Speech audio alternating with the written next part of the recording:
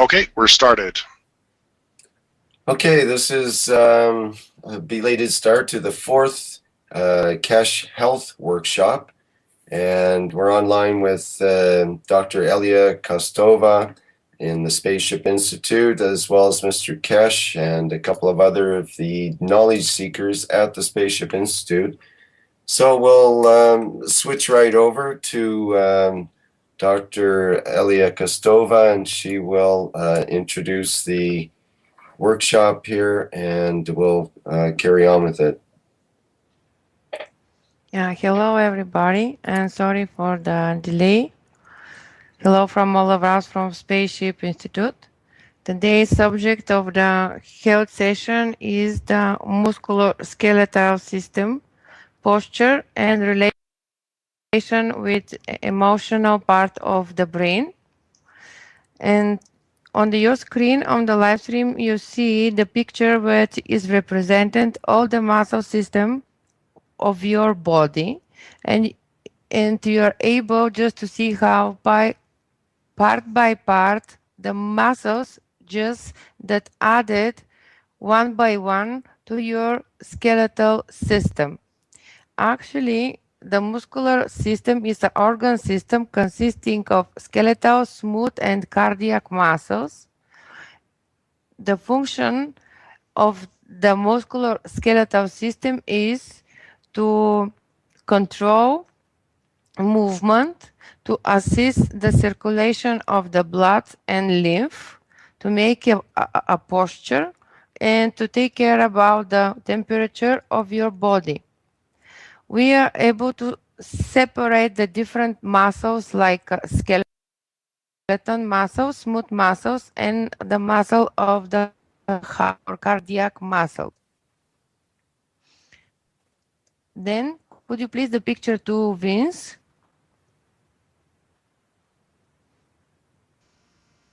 Just picture 2 and 3.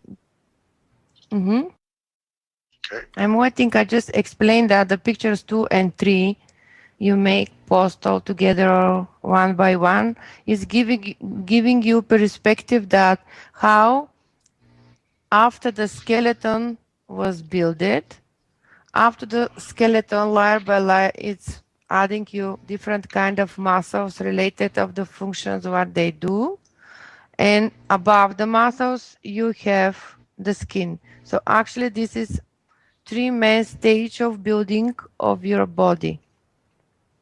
So the next picture, number 3, gives you the movement of the body, different kind of, this is like a running.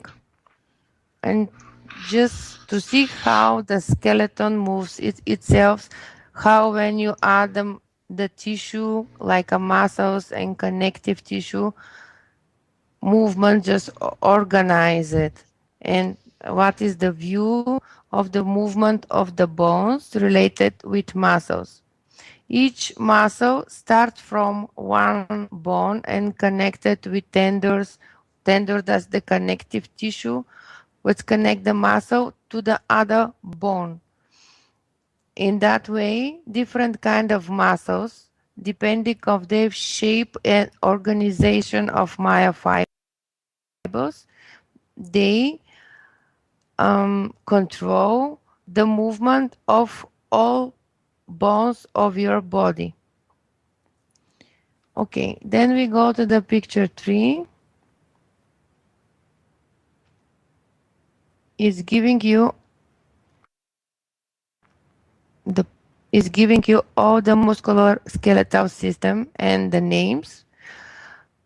Muscles separate because of function. They may extend some joint or some bone or flexed or adduct.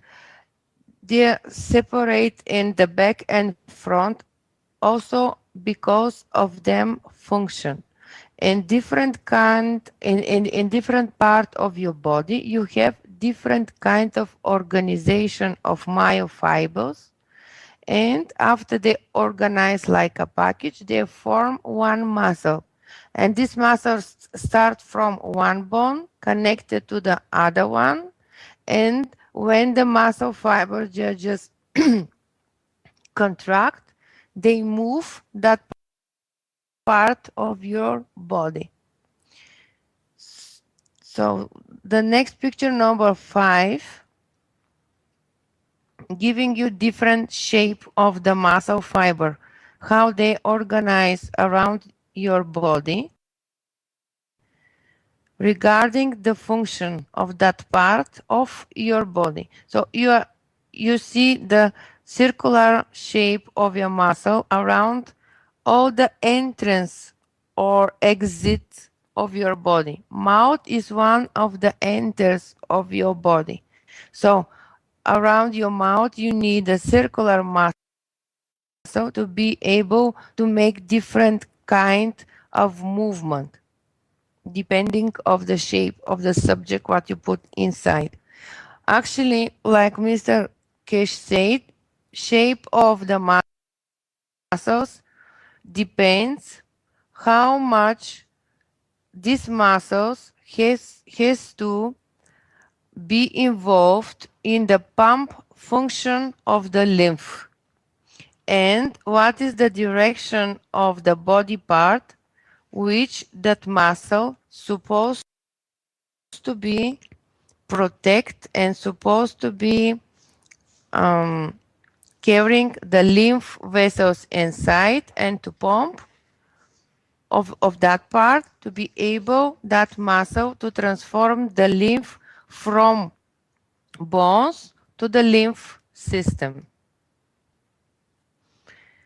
Okay, so we have also convergent organization of the fibers, multipin, unipinnate, parallel, bipinnate. It's again regarding what part of the body this muscle cover, but mainly function of all the muscles regarding the Keshe Foundation technology is to support the circulation of the lymph and pumping function the lymph from the bones to the lymph system. Okay, then we go to the next picture. There you see the difference between different kind of muscles. We have mainly 3 different kinds of muscles. This is the smooth muscle. They are inside of all internal organs like a stomach, small intestine, large intestine, gallbladder, bladder, womb, different tubes organization like urethra, ureter, inside of the part of the kidney, all the vessels, what you have like artery, like a veins, they have the muscle organization through all them longitudinous. So the smooth muscles, they shape it again regarding the organ, what kind of function has an organ where they are placed. They are involuntary because they work 24 hours. Something what Mr. Kesh said about the smooth muscles is that their regulation is controlled by emotional part of the brain, so they are not able to be shut down from emotional part of the brain because their control and their base of the all main functions in the body. Their their control is from the emotional part, but they are never shutting down. They're working 24 hours.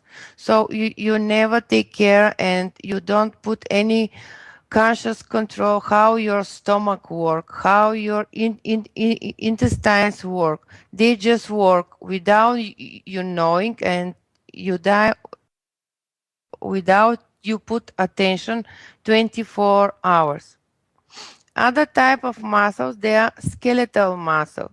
There are more than 640 in your body. Before the pictures before that gives you the shape of different kind of skeletal muscles. Difference between the skeletal and smooth is that the control of skeletal muscles is conscious, is voluntary, and it's come from cerebellum, the main part, physical part of your body. So the control of smooth muscles is related with emotional part of your brain, and the control of skeletal muscles is from physical part of your brain. And the skeletal muscles, they are striated. They make some kind of line shape when you look them under the microscope. They attach each bone one to another. Then we have the muscle of the heart. This is the cardiac muscle. And the cardiac muscle have a function of a smooth muscle and also the function like a skeletal muscle. So it's regarding again of explanation of Mr. Cash. It means that the cardiac muscle is controlled by emotional part of the brain, and also it's connected with somehow with physical part of the brain. Is it the cardiac muscle is striated and branched in the different shape. It's again regarding what is the function of the chamber of the atrium of the heart, and regulation is involuntary. So it means the heart working 24 hours without your conscious control. Then we go to the next picture. It's number 6.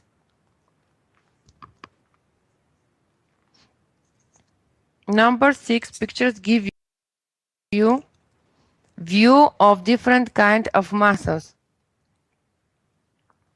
and what is them organization in shape. So skeletal muscles, they are more long and they stick to each other like a sticks. Smooth muscles, they are more plate and connect to each other with conjunctions.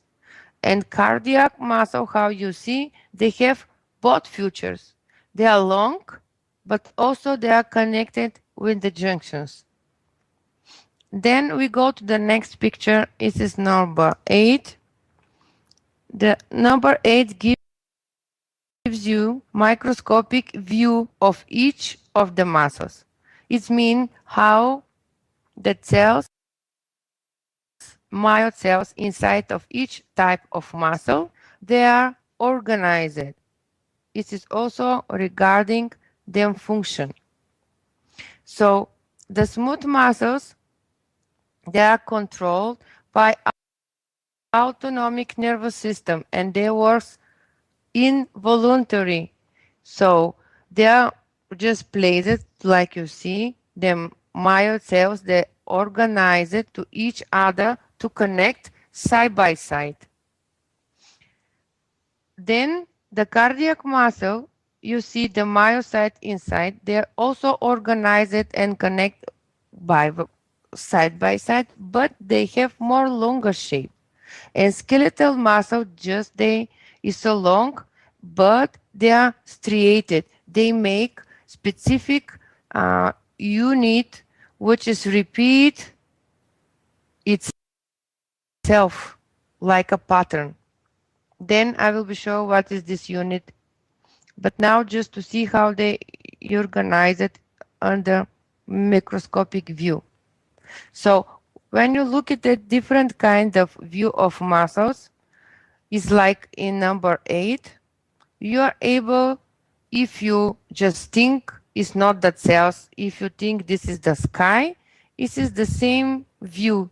When you see the blue spots in the picture 9, this is the nucleus in each myoid cells. And through them organization, you are able to see that the nucleus makes some kind of three star formations. It means they are somehow organized 3 by 3 by 3 by 3.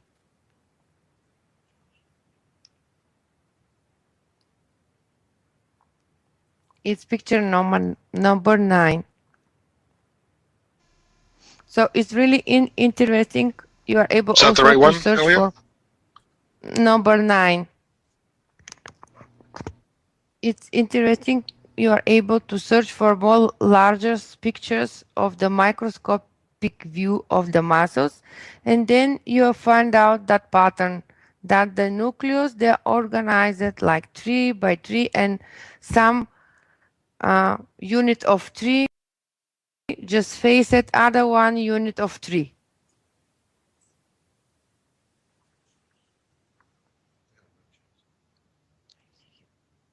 I see they are not changed. Okay, so now it's visible for you. This picture is small. Let's give a longitudinal and just cut it through, how is in English, like vertical, yeah, cross section of the myofibers. So you see this, the blue spots is the nucleus of the cells, and they are formed units 3 by 3. Okay. Then we go for the number 10.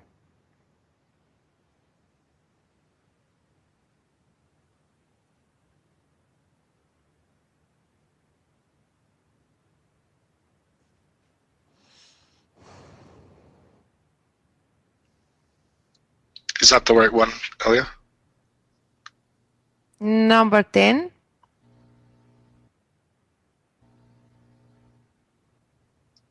I think that's the correct number 10, Vince. Okay, thank you.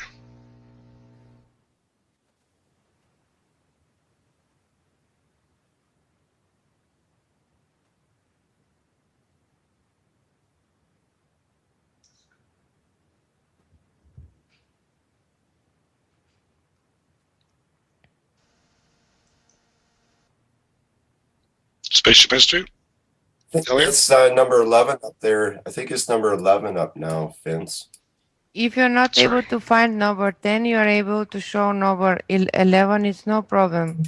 Several pictures, they show the same things, but in different kind of deepness.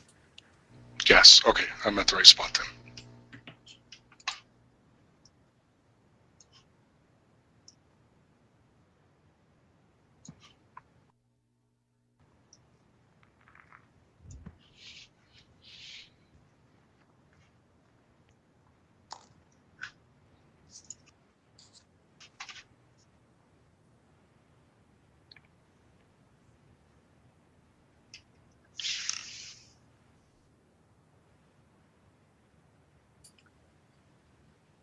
Okay.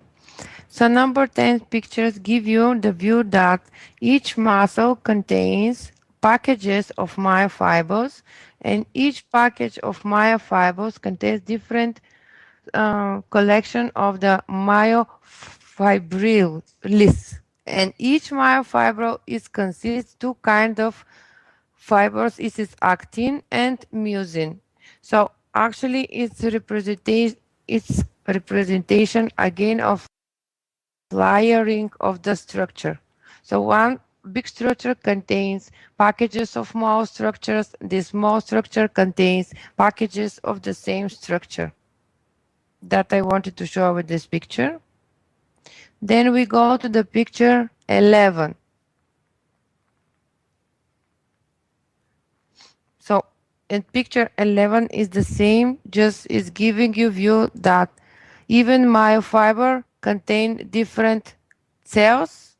This cell they call the myoblast, and myoblast they are multinuclear cells. They contain more than one nucleus.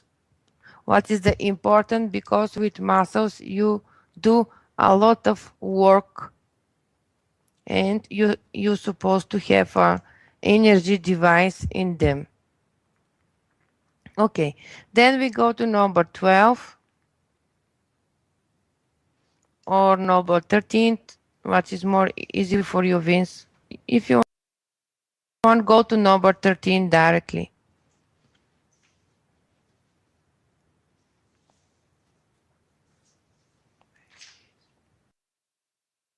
Okay, it's number 12, you show it. Number 12 is give you perspective of the action of the muscles. So action of the muscles happen because of them myofibers, actin and myosin. The two kind of fibers in the muscles works because of the calcium release. Calcium release come from sarcomere, which is covered each myofiber. Sarcomere is deposition of the calcium. When neuron impulse come through nerve to the neuron junction between the nerve and the muscle and realize neurotransmitter like acetylcholine, then from sarcomere starts to realize to the muscles the calcium. Calcium activate two types of protein who covers the fiber actin. When calcium make a connection with troponin, then tropomyosin, other one protein, contract on the side the actin, and in the actin fiber have some kind of spots where head of the myosin, this is the more white fiber up to blue one. So blue one is actin, the pink one or red, how you see on your screen, I don't know, but the red fiber under the actin is myosin. Myosin, how you see, is have some kind of head. This is the bonding spot of the myosin. So this head, because of the calcium, they start to connect with the actin. During them connection, ATP, this is the actin, this is the active molecule of energy in your body, make movement of the myosin head sliding the actin. So actually these two myofibers, actin and myosin, they just slide each other, and this is the movement of contraction or relaxation of your body. Interesting here is that the smooth muscles they release from their sarcomere calcium in the direct way, but the skeleton muscles release the calcium in indirect way. What you are able to compare with releasing of DC and AC. Then Mr. Cash will be explaining to you. Here the energy part is come from adenosine triphosphate. I show you, I will tell you in which one picture, because on that picture you'll be have explanation from Mr. Cash, what is his understanding of energy system. This is number 20, Vince. This is the chemical picture of adenosine triphosphate. Adenosine triphosphate is actually energetic molecule which make possible everything in your body to happen. They call this energy currency base. Is picture 20. So adenosine triphosphate contain in adenosine, this is adenine, this is nucleobus, which is part of the RNA and DNA, then sugar in the middle, what is the ribose, and then 3 phosphate groups. To release the energy, one phosphate group of ATP goes out and became the ADP. This releasing of the phosphate group gives to your muscles energy to move.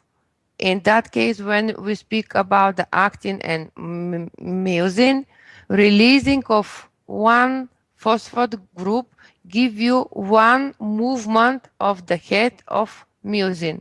All your body contains only 250 grams ATP. So 250 gram ATP is able to maintain all functions of your body. Only 250 milligrams. So now I want to give the microphone of Mr. Kesh to explain his point of view of organization of ATP like a base holding the energy of your body, and then I will be follow up.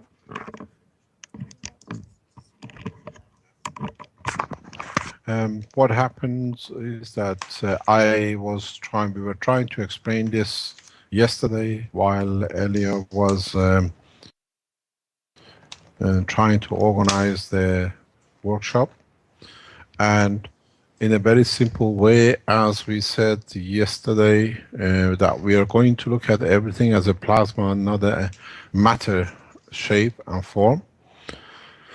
In that respect, what you come to see or to understand is a new way to look at the operation of the whole muscle.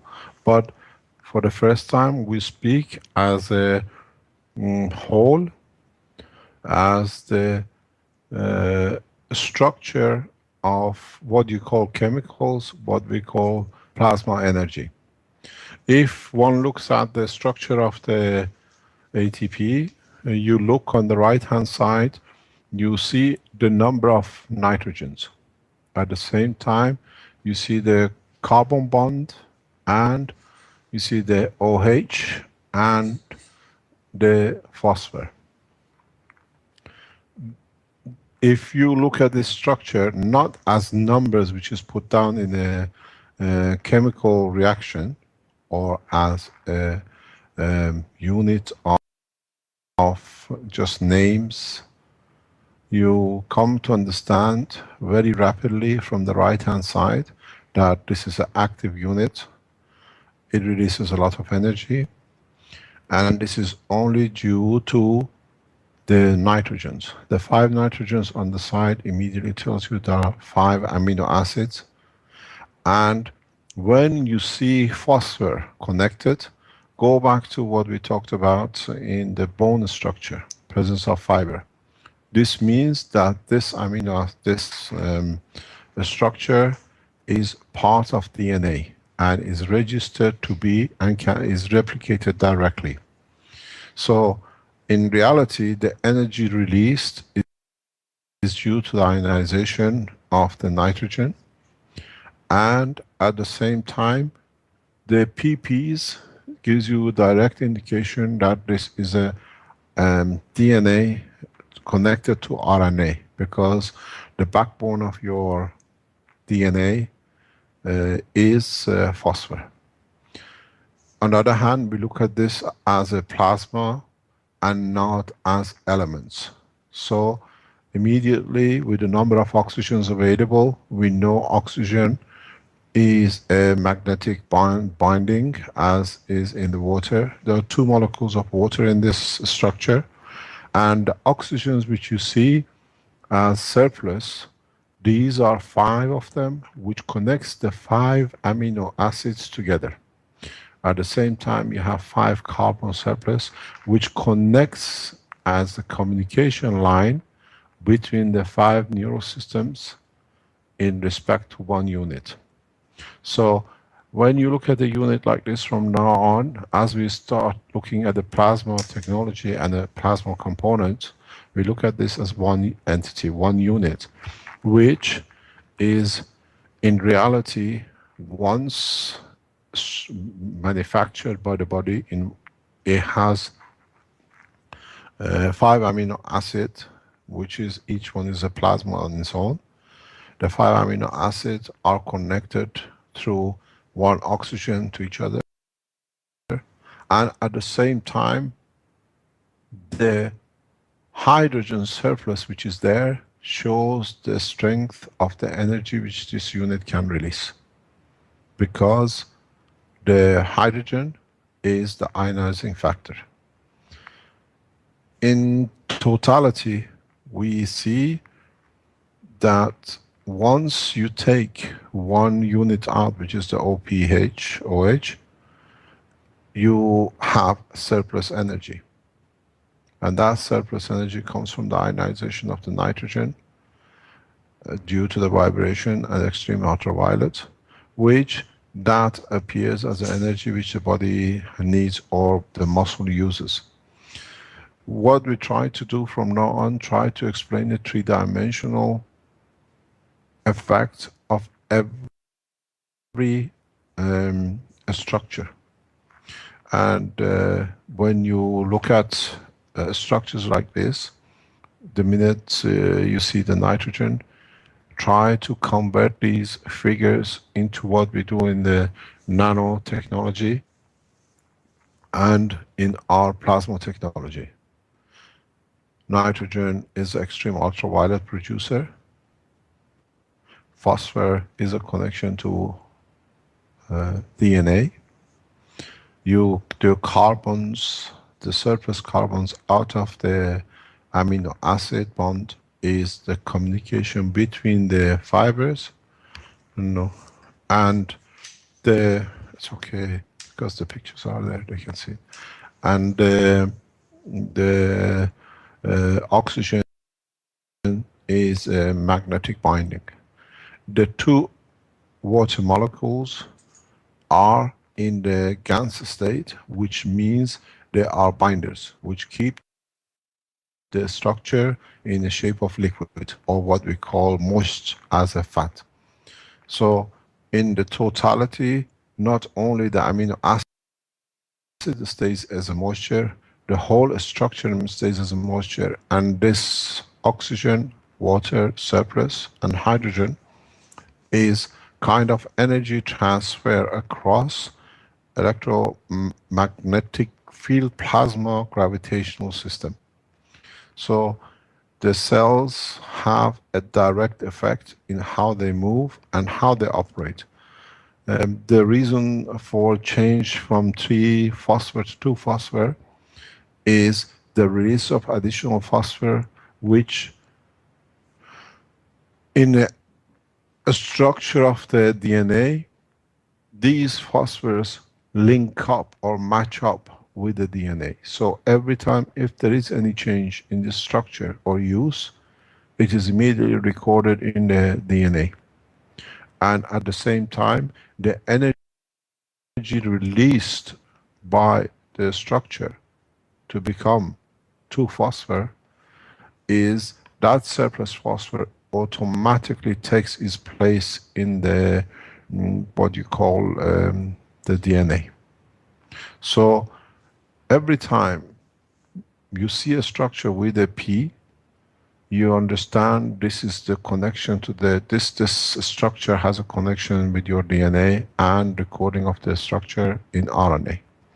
But at the same time, this means that the brain considers this as a vital information to be registered. In a later time when we speak about the structure of the muscles, you will understand the reason for such a continuous registration of information through DNA as a plasma.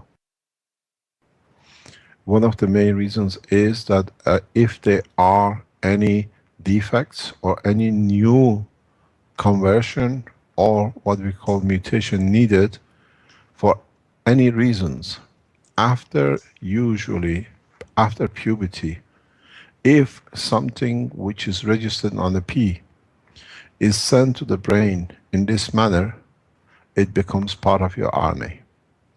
If this registration of the P, due to its numbers, is done before puberty, and in early stages between like 2 or 3 years till about 10, 12 years, so 12, 14 years when the puberty comes in, this automatically becomes as a conversion unit. which means by puberty it becomes part of the DNA permanently. We see this in a lot of cases. In some cases we have spoken about this, but the energy release in the whole process is dictated by the nitrogen, even though you see it at 5 nitrogen on one side of the whole structure.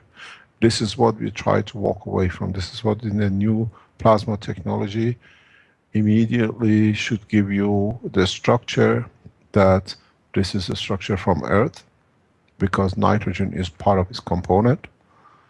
Then you can see the combination of the carbon and the OH, which is again combination of the structure of the this planet. And in coming time, you will understand these kind of structures to, in a way, allocate and indicate where the other creatures of the universe come from. There is not much difference in the process of transfer of energy. But in the process that if you have K, then you have a different color, but you still have the same combination, most probably with a difference in the P in the DNA. There has been a discussion, and I've been explaining to the knowledge seekers in the respect of the existence of nitrogen in the muscle tissue. And one of the things which we open the books maybe for the first time, and you understand how the structure will change, is if you change, for example, and add in part of the protein chain, what we call in the original structure, cesium and copper, if this amino acid connected to iron, you have a red blood cells and the color of your fiber tissues are red. But if you had a copper cesium oxide, copper oxide, then the color of your body is blue, or blood will become blue. We see this in the shoe crab, and this structure does not belong to the planet, this planet. So in conjunction, yes, in conjunction with this understanding of the protein structure, for the first time, maybe what has happened in time being in the past, a structure of the cesium copper in an entity, as we always said, the emotional part has a leech on top of it, which is the structure of the arm and leg of human body and the muscles as we see it. And as I spoke before in the other talks, that if we can take the emotional part of the human being into anywhere in the universe and allow it to accept, to convert to the environment of the universe where it lands, it will take the shape of the environmental tissue muscles, or what you call protein, but it still will preserve its essence, and in essence the man will be a man, but maybe with a slightly different 4 hands and 2 arms. So in reality, if you understand this process and understand the shoe crab with the blue blood, we understand this for the first time, that this creature, this animal, has essence outside this planet. This might answer a lot of people's questions in what happens to us if we go somewhere else. We keep the essence, in essence, our blood structure, but our body, the physical part, will mutate to fit the environment where it is. So if you look at the structure, and this is something we spoke before about, this kind of mutation according to the environmental, and I always call that the physical part is a leech which literally gets its information from the emotional part and adapts the environmental and itself to be able to survive. We see for the first time in the structure of the shoe crab blue blood. And this shoe crab, at the moment, if you speak to the officers of FDA, they charge you slightly a little bit more money. It has allowed FDA to speed up the process of whatever you call it, certification of medicines, because it has a higher potency due to presence of the cesium oxides and copper oxide in the blood. So this is for the first time we open the other side of the book due to understanding a new understanding of the plasma. Is Shukrab from this planet? In the shape and form which has adopted itself, yes. But in essence, no. Because it shows its blood. We do not see any other animal with this kind of combination, with this kind of structure.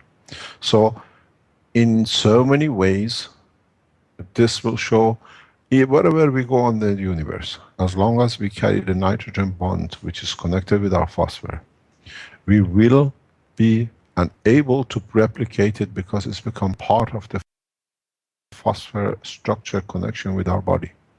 But we will not be able, most probably, to keep the physical part the same as what we have. This is very important.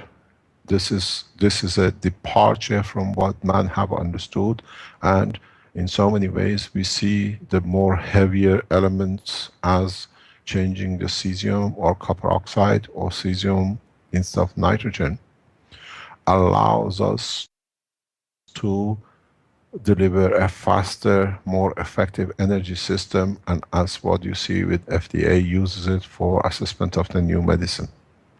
And it has shortened the time by a factor of actually sometimes from 5 years to about 6 months, because the blood is more active. The information which has ordered the combination and the structure of the blood to absorb what is from the environment has stayed the same to guarantee the survival of the emotional part of the entity. But on the physical part, it has adopted the physicality of the presence of the chain of events of the protein which are available on this planet, but it has taken the sequence, the way the emotional part in its origin, wherever it has come from, has used and has not changed. So the structure of the brain of the man, and in so many ways, will stay the same on the emotional side, but it will adopt the material side for its physicality wherever we go. And Shukrab is a very clear example of it. There are another three animals in this planet which show the indication that they do not belong here. Just because we see muscles and we see bone structure, or what we call calcium structure on this animal, it fools us to think that it is from this planet. But its blood, the information transfer confirms that this does not apply to planet Earth. So when you start looking at these structures the way Elia has done, and the muscle tissues and the creation of muscles on the body of the man or animals, as we open the space technology in a direct way, you come to understand, to see in so many ways, as we say he is from China, or he's from Africa, or somebody's from Europe, in the amino acid structure of the life and the way it processes it and stores information for the next generation, we will be able to fingerprint where and how and from where these people come, or these animals, or whatever we call them, entities, have their essence, their source. This is some, maybe a lot of people think this is a point of diversion from what one has hoped, but in a way, if we study the full structure of the energy release and storage and the linkage of the information, this gives us a clear indication that look at the totality of it. They put numbers, and you see pictures of the muscles as Elia has showed us. But numbers does not come together in that way. You see the muscle tissues as a strand, the way it's been shown. Now put nitrogen, carbon, hydrogen, and oxygen of this, all these names and numbers on this, you'll find out you have a strand. This strand is of 5 protein next to each other. You have oxygen connecting the 5 together because gravitational field or magnetic field in the liquid state of the planet is oxygen. And then you find the surface carbon is the link connection between the 5 amino acids and between them and across to the other cells. So, and the extra hydrogen which you have is part of the energy release system, which is released by the existence and the release of the fiber, what do you call it, phosphor from the chain. Slowly, as I said in the program, in our teachings yesterday, we go to look at the structure as a plasma and not names and fibers. Nitrogen is a plasma, hydrogen is a plasma, copper is a plasma. So we did a calculation about this unit yesterday. It was, I think, about 490, if I was correct, 99. Almost 500 if you count the number of the electrons which are coming in with all these elements. So you see in reality the performance of some 500 protons and neutrons in one cluster. And the way the body treats this as one unit, even if you have a physicality with it, is a unit with so many, what do you call it, plasmas. Now, if you can convert these matters all into a Ganser state, which the body works in a Ganser state, which is all these proteins here are in the Ganser state, as now you see it in the chemical combination and then back in the physiology as a threads of the muscle. You can make and divide from this process 10 atoms or Gansers in energy level, plasmatic side, gravitational magnetic field of an element which is 50. Or you can make 500 hydrogen atoms from it. It is so easy now with understanding that these materials, these what we call protein, are in the Ganser state, to use the material of the muscles for conversion. That's exactly what is done. The separation of the phosphor and the separation of the nitrogen is in gravitational magnetic field in a Ganser state. And so you can start understanding that the energy transfer, even when you lose one phosphor, is not in the form of energy, as has been in the thermodynamic second law, as has been explained in the literature. It is in the form of the gravitational magnetic field, which the body transfers into in what it likes. And when you get these kind of what they call thermal, energies, this comes, in reality, you've seen this surplus energy, what they call free energy in the body, which is the energy which is freed from release of one phosphor. You've seen this in the conversion of the nanostructure into the Ganser state, which when you connect your batteries or wires, you can turn on a light. And this conversion always leads to a 37-degree temperature of the body of the man.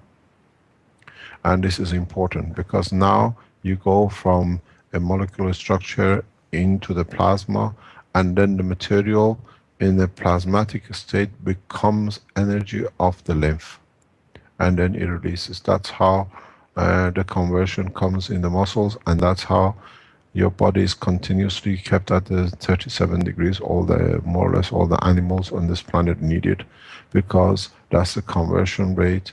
And sometimes if you can produce a nitrogen chain, or what you call amino acid chain in the cups which you have, if you measure the temperatures in a specific condition, is about 36 degrees. So we've done this, we have measured this. So in reality, the conversion is in a gas state. Then, as I said for the first time, maybe, as I said before, or maybe with what we disclosed today, with this very simple explanation, the ones who came on no houseboat,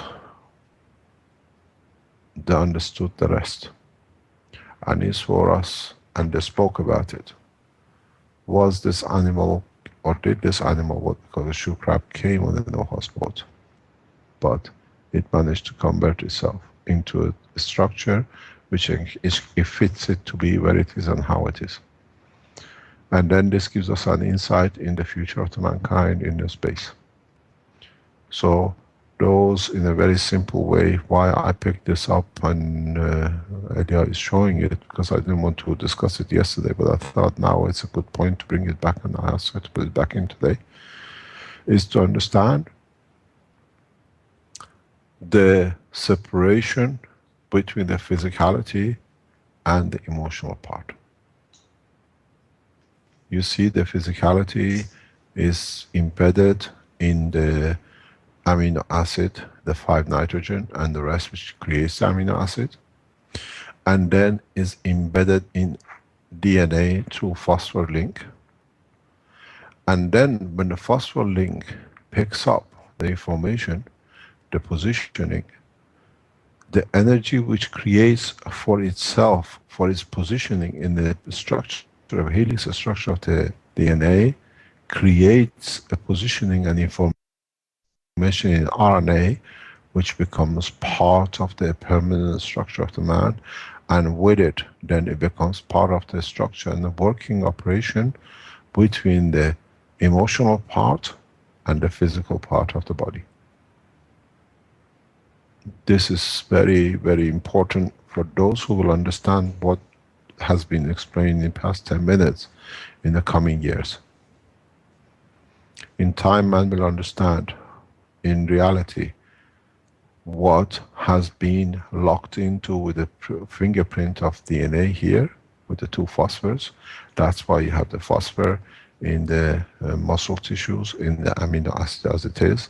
And as you remember, in the process of the bone structure, we always said phosphor is produced in the inner structure of the bone, specifically for this reason, and specifically for fingerprinting and matching to DNA in the structure.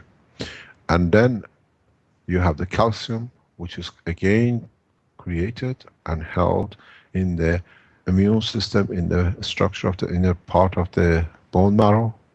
And these 2 always travel together. And that's why Elia explained to you what and how the calcium moves in the boundary, in these layers, in these fibers.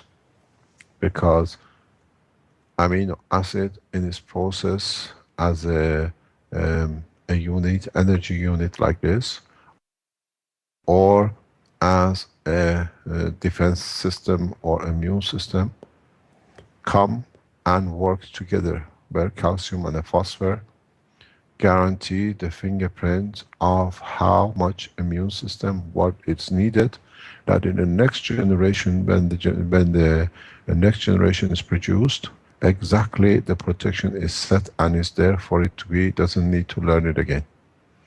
So slowly, as I said, we start opening to understanding of the plasmatic condition. And here you see one of the example of it. There is the example of the shoe crab. It's an unusual looking animal. It carries a blue blood. And they now breed it because of its blue blood. And its soul, in its what we call emotional part, is very much does not belong to this planet. Even if you look at its structures, it looks like a spaceship with a tail. And FDA has found this blue high energy blood very effective in assessing a work of the new medicines which is developed by pharmaceuticals. And this is what I told in my talks in the past, that in time man will come across other creatures, but we will never have offsprings because their amino acid structure is different and stronger than ours. We can learn from it, but it's impossible to have physical interaction offspring. Emotional interaction offsprings, which leads to creation of offspring, can be done, which I explained in the future. And that is possibility. And if you look in so many ways at the blood structure of the what you call shoe crab, has a lot of similarities to man because it has chosen the environmental condition of this planet. As I said, the emotional part has brought in, and then it has adapted its physical side to it to be able to survive. But in reality, it has never lost its origin, that it had to live off cesium and copper. And most probably this animal did not have a cesium and copper.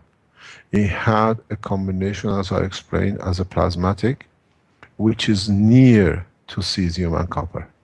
So it has adopted what is available here, which gives a gravitational magnetic field effect in totality of this entity, and we detect it, we recognize it, and we see it because of its color as to be the cesium, and at the same time interaction in the copper with it. You've seen this blue copper in your some of the reactors if you put them near enough to it with your copper oxides. So now you understand how easy and how close we are to the verge of the breakthrough into another dimension in existence. But we have to understand our presence and how we work first before we can go. When you look at these structures, look at the totality and total magnetic field they produce. I look at different pictures Elia has, how they assemble the hydrogen and oxygen together. But in reality, this structure is a sphere. Then it cannot be anything but a sphere because the fields are together. What we have done today, as I said, with the foundation work has changed from matter into plasma. And we start showing you the presence, the work of the plasma in reality in 3 dimension, not in what you call it, in the flat form as a paper. Again today, this is another departure from what has been. There is nothing wrong with the structure which has been written chemically or the pictures of the fiber which is shown. But now you have to understand in essence how it is created and what is done. There we are, blue blood from crab. And it's the top scientists from what you call it, FDA, which they use this because of its activeness and its energy. We will see, pardon? Yes, we will see these kind of interactions in the coming time as we go to space. As much as this blue blood is interesting to us and different, our red blood is to the people of the space. But it's keeping respect and are valuing the life. That's the whole essence. And that's what you see. Colonization is not going from one village to another. With understanding of the new technology and understanding of how it's done, we will and we are in the process of joining in the universal community. But now we start showing the first signs of interaction. I give the headphone back to Elia.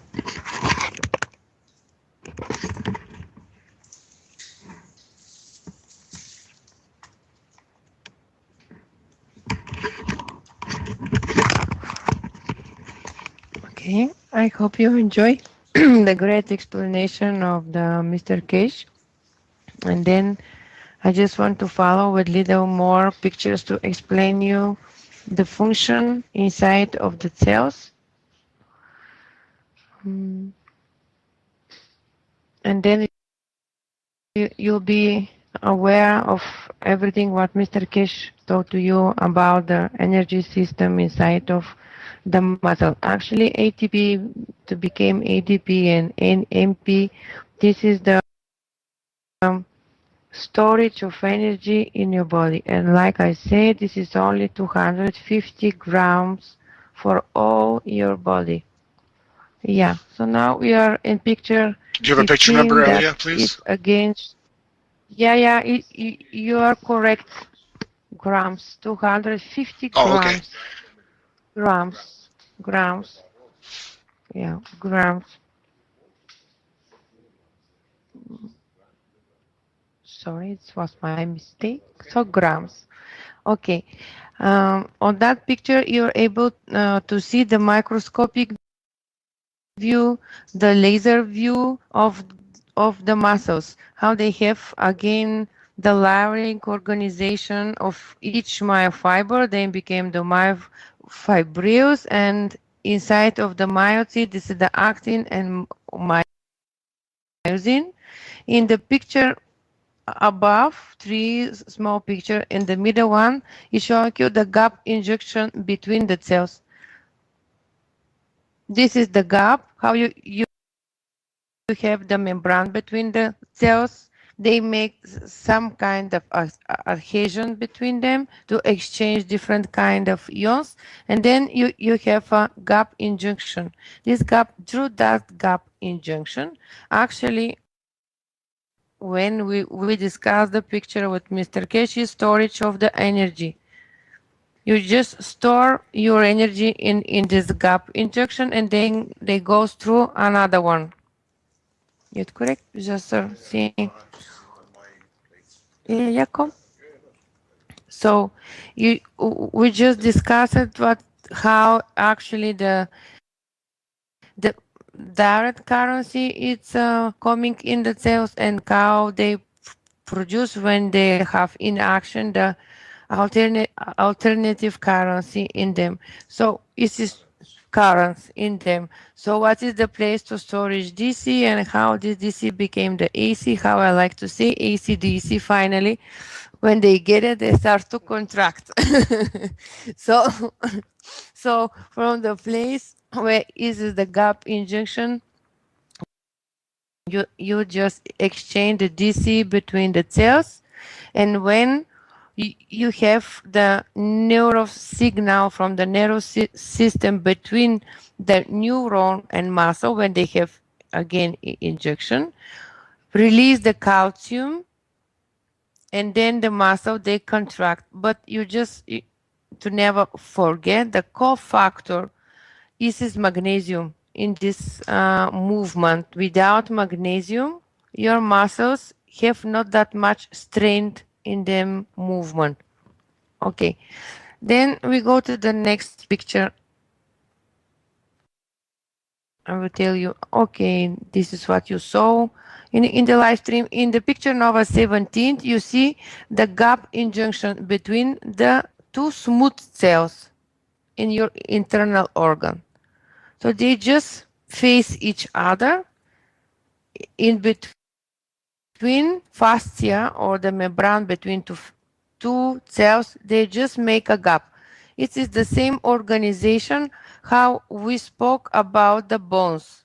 And when I told that it is the same what Armen did and Mr. Cage explanation of the magnets gap, the same construction you will see afterwards when we speak about the neurosystem and organization of myelin. So all the time when you're supposed to transfer some kind of signal, you have path gap, path gap, path gap. It is important because of organization of DC and EC, just to put in your mind. Then the next picture number 18 give you the microscopic, electronic microscopic view, how axon, this is the cell of nervous system, reach each one myofibrous and make that kind of conjunction. Actually, one axon is able to energize several myofibers. That's why they work like one and they make a unity. This is the picture number 8. Yeah, that's right, Vince. Thank you. So one axon reach several myofibers and they work like one. So in that way they make a more high and density strength. Then the picture 19 show you the myofiber on the smooth cells of the smooth, how they are in the in relaxation and how they looks like during the contraction, how they change them shapes. And this is only one cell. If you put all the cells just lying to each other, you became the myofibrous and then the muscles. Okay. The next one we just spoke, this is the ATP, the 12, 21 ADP. Other one is the Gibson free energy. It's not important now. Okay, 24. 24 give you the striatation of the skeletal muscles. So you see that actin, myosin, they form one unit, sarcomere. This sarcomere repeat herself million of times. And actually this is the layering of the muscles. When you see the Z line is in the middle of one unit. Unit is in between the A bands. So the red line is your layering. This is one unit working. And this is repeat itself all the time. The same, the 25 is laser microscopic view of the skeletal muscles. It is again repeating the pattern. 25. Vince. Yeah, this is the same thing. Repeating one unit several times. Okay. 26 is the same. Just I wanted to give you different kind of view. One is from laser microscope, that is 3D laser view, what you see in 26. This is the skeleton muscles. 27, this is again skeleton view from electronic microscope 3D. And you see they are just cutted one muscles and each fiber just stay like a different kind of buildings. Yeah. So you have layering of one big unit to several small units like muscles, myofibers, fibers, cells, and then you have separation of the layering like different kind of repeating of one unit during in one myofiber. This is the sarcomere, which is repeat itself during the all myofiber. And finally, you get that kind of picture. So here we have different kind of making the layering system. Okay, the next one, 28, what you see, 28, this is the electronic 3D view of cardiac muscle. So in that case, it looks like pink spaghetti with some salad in between. So pink spaghetti, this is the cardiac fiber, which is longer, but also striated, what I told you from the beginning. And what you see green, they have a huge amount of gaps between each fiber where they place the collagen. So collagen part, for point of view of the space technology, is place where they store energy, because for work of the heart you need a huge amount, 24 hours energy spending. Okay, then we go to the 29. 29, it's again the skeletal muscle, just to see how each fiber is separate from each other, but they finally make one band, and it's one working unit, because it's um, so how is in English? One nerve comes to them, one axon neurites one unit of several myofibers. Okay. Then the 13th is again the cardio muscle. And you see above of all the fibers, you have artery view, how the artery is really looking. Look at it. This is the 13th picture. Yeah. This is the, again, pink spaghetti, but not bolognese, because don't have a lot of dress up and one arteria above. Okay, and the third one, what you see, this is the muscle tissue around each artery. You see, they're striated, but actually spinning around all the artery. And the muscle tissue is inside of the wall of each artery. It is really interesting shape, because the artery have so different kind of function in our body, and they are the highways of all of our blood. So in them all, the muscle just go spinning around. Okay, and that is the last with artery. For about the anatomy, it's everything for me. I just wanted to be short and just to give you the idea about the normal anatomy of the musculoskeletal system. Then Mr. Kesh will be followed with explanation, but if you have some questions to me about the normal anatomy, just ask me, and then we'll Elliot, go can you hear on. me? Yeah? Okay, sorry, I wasn't sure if you could hear me or not. I did, through the last couple of pictures, especially the one with the, looks like they're stacked on top of each other.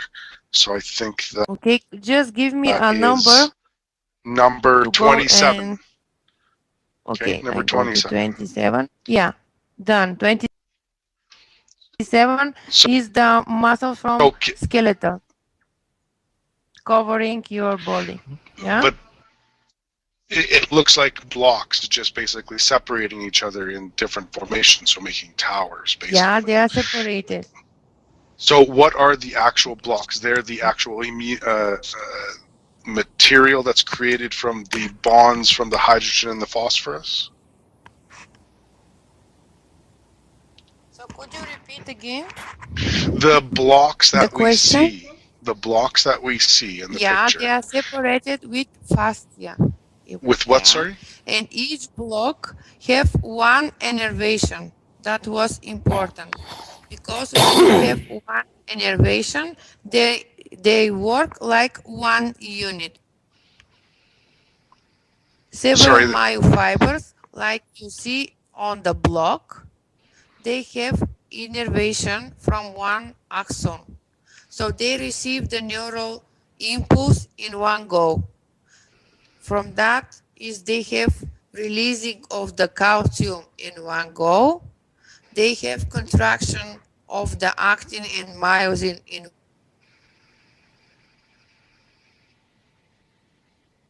So I think we lost you there. Anybody else hear me? I can hear you, Vince. I can't hear Elia. Here, You seem to have lost the contact there. Okay, so Elia. Oh, yeah, it looks like they need to be calling back.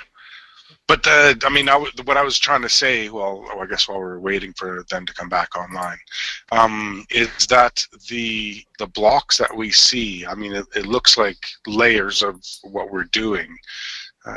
So when Mr. Kesh says that, you know, even though we're made out of plasma, we think ourselves as 2 legs and 2 arms and a head. Really, it's what we've been doing for the last couple of, you know, since we've been taught, making layers. That's what I see here. Does anybody else see that correlation? I definitely could see the layers correlation. As soon as I saw that picture, it just struck me that it's layers, and it's like little geometric blocks as well. It's a certain geometry and layering, which is exactly what we're doing with the nanomaterials. Exactly.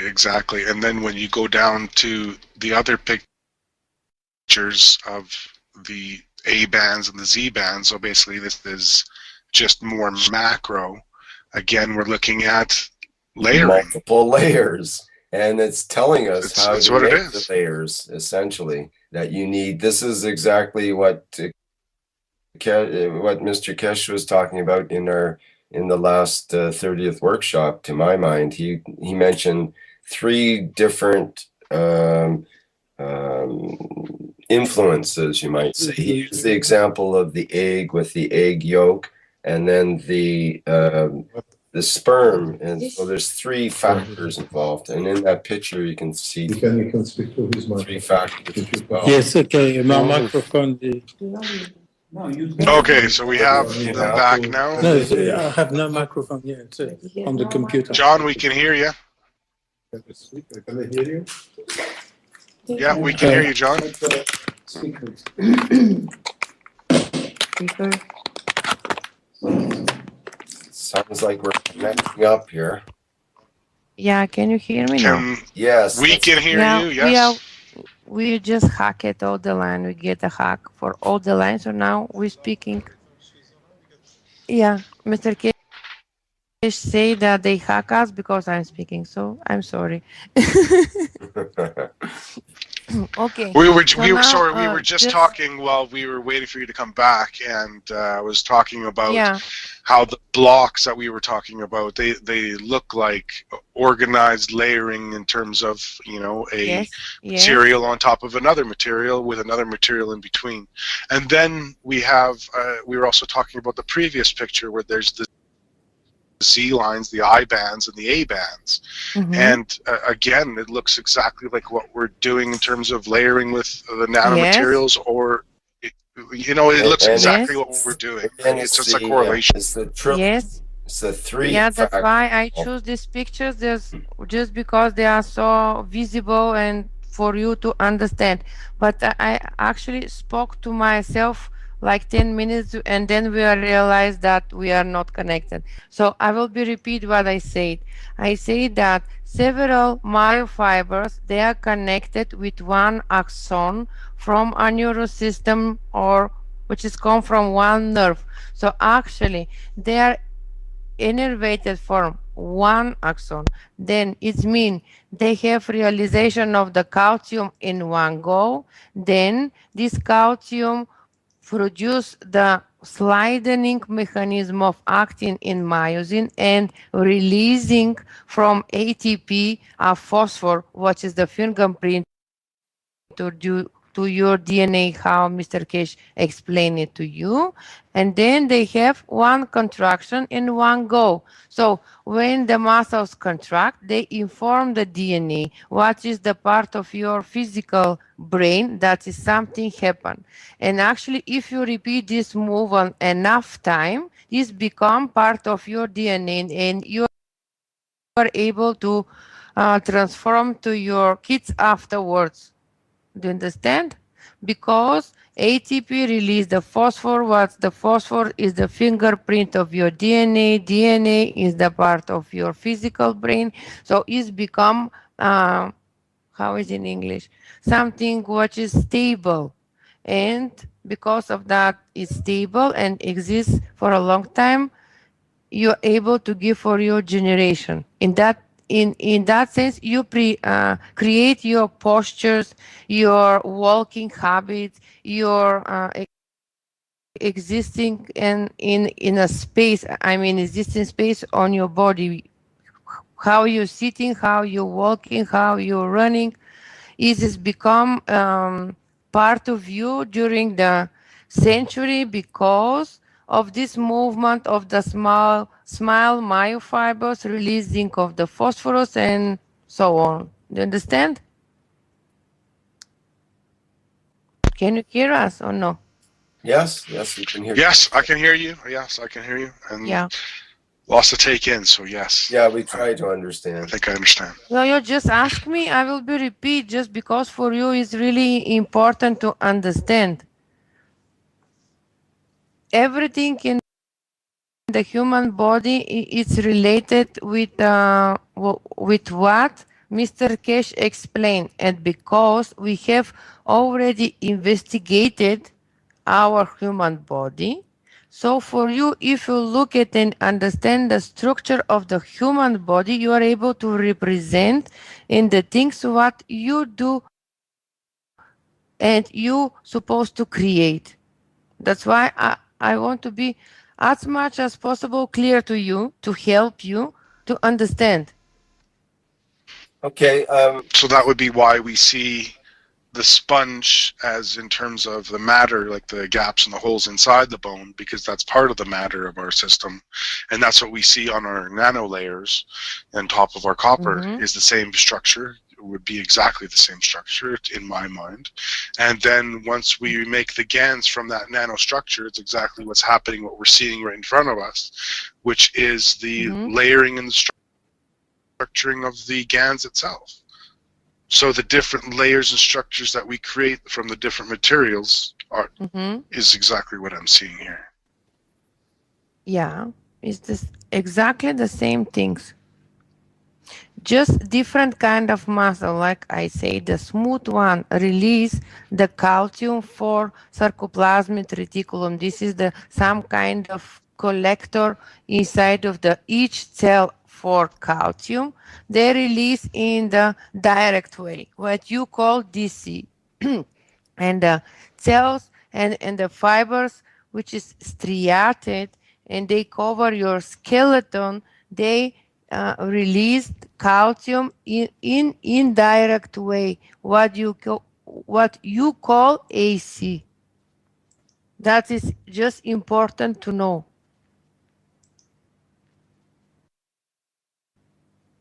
Can you hear us? Yes, yes. Just Right, Okay. that's just like how we, sorry, it's just like how we receive the DC and the AC from different structures that we make out of our nanolayers. And how you convert from one to another. What? Yeah, this is interesting. Mr. Kesh will explain to you. If you go back into the muscle structure of the heart, if you want to understand the process, is that if you look at your nano-coated materials and the GANS material which you put it in, the fibers and the liquid which flows in between the fibers to nourish them is the main factor and the major player in the whole process. If you look at, for example, the heart muscle fibers, which is a mixture of the two,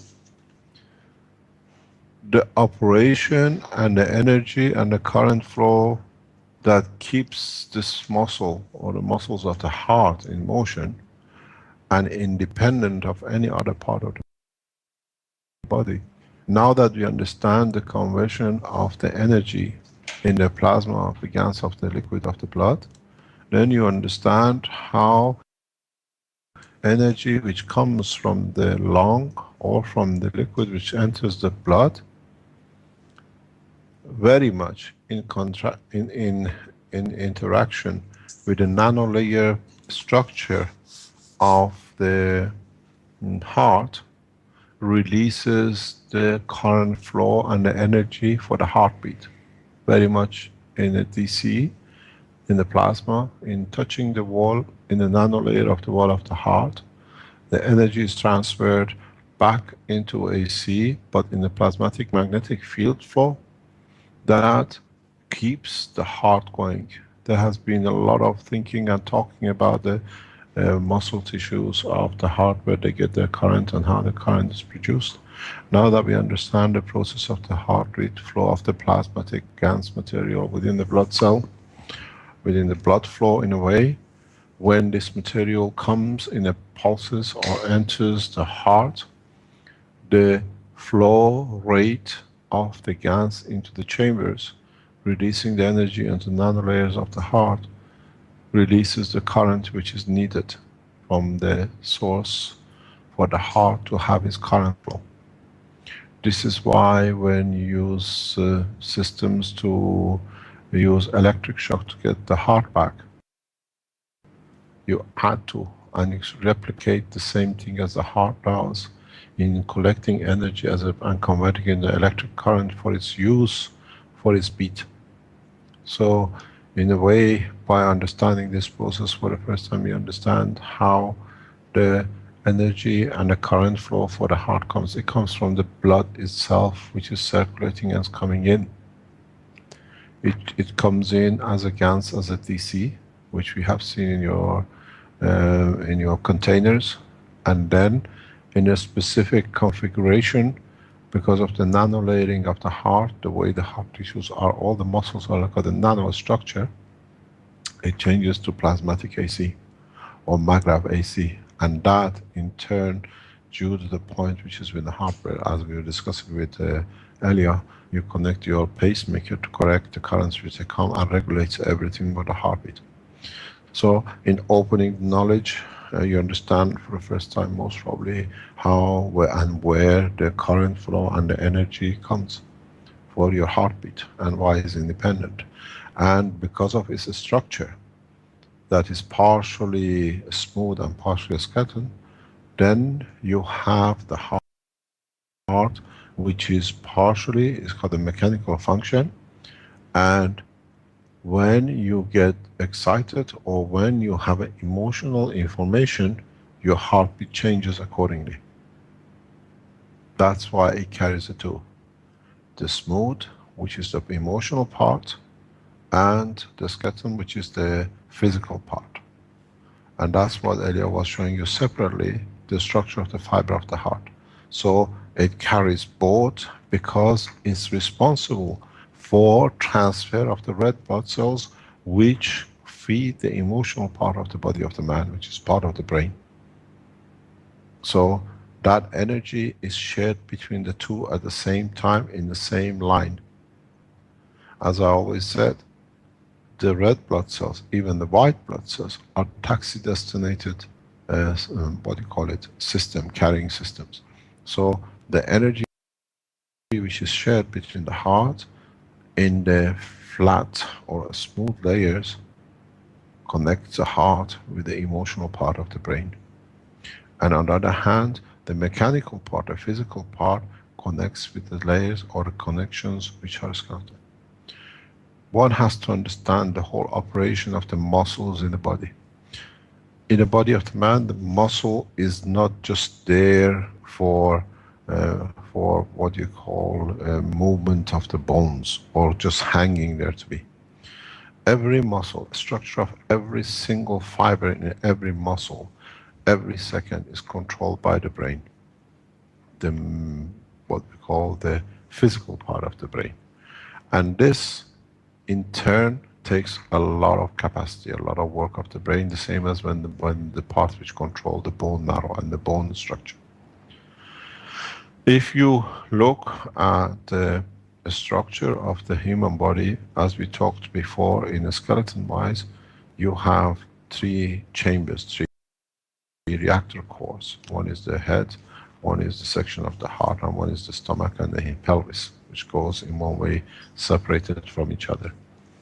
Is there a problem? It's okay. So, in so many ways, you come to understand the muscles are part of the interaction for control and development of the life in every part of the body of the man. You have lymph in the stomach, but you do not have that much muscle, and not that much immune system materials are produced or blood flows through the bones which are around this structure. Mainly flat. Hip is flat. The ribs are flat. The structure of the bone and the spine is the same. But if you look, everything has connected and has, according to its flatness, the same kind of muscle. But if you look at the leg part of the muscle structure, you have so many muscles going around the femur. The main bone which connects your body to the skeleton, to your leg.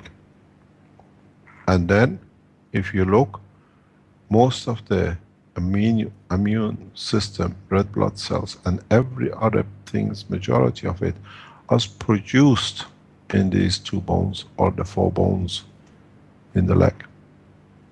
And then if you look, there are layers and layers of muscles on top of each other.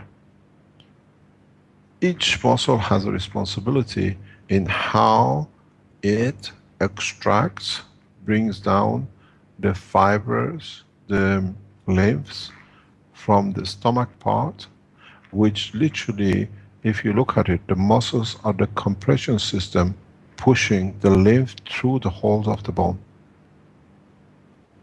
So the muscles don't have a function just to be there for physical move. The way they are positioned, the way they move around the bone dictates what kind of limbs are presented to the body or to the bone at that point, that it can pass on through the structure of the bone to become part of the immune system and everything else which you need as a red blood cells and the rest. So in so many ways, the muscles have several functions. It's not just a motion. It's not for your movement. It's in so many structures. The muscles around the body are the pumping system of the lymph through the bone structure. Without them, the system does not work.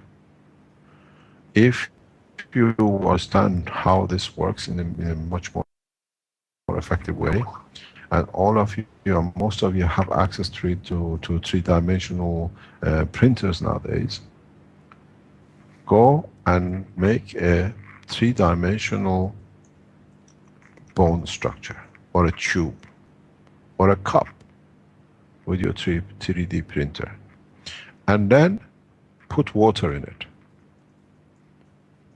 What you see, the water holds, but leave the cup on a tissue and come back in half an hour.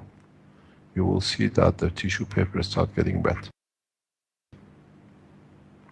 Even though the cup looks perfectly solid, but the structure has holes in it because of its construction. Now, if you turn the whole thing inside out or outside in, and put water outside the cup, you will see the cup gets filled up.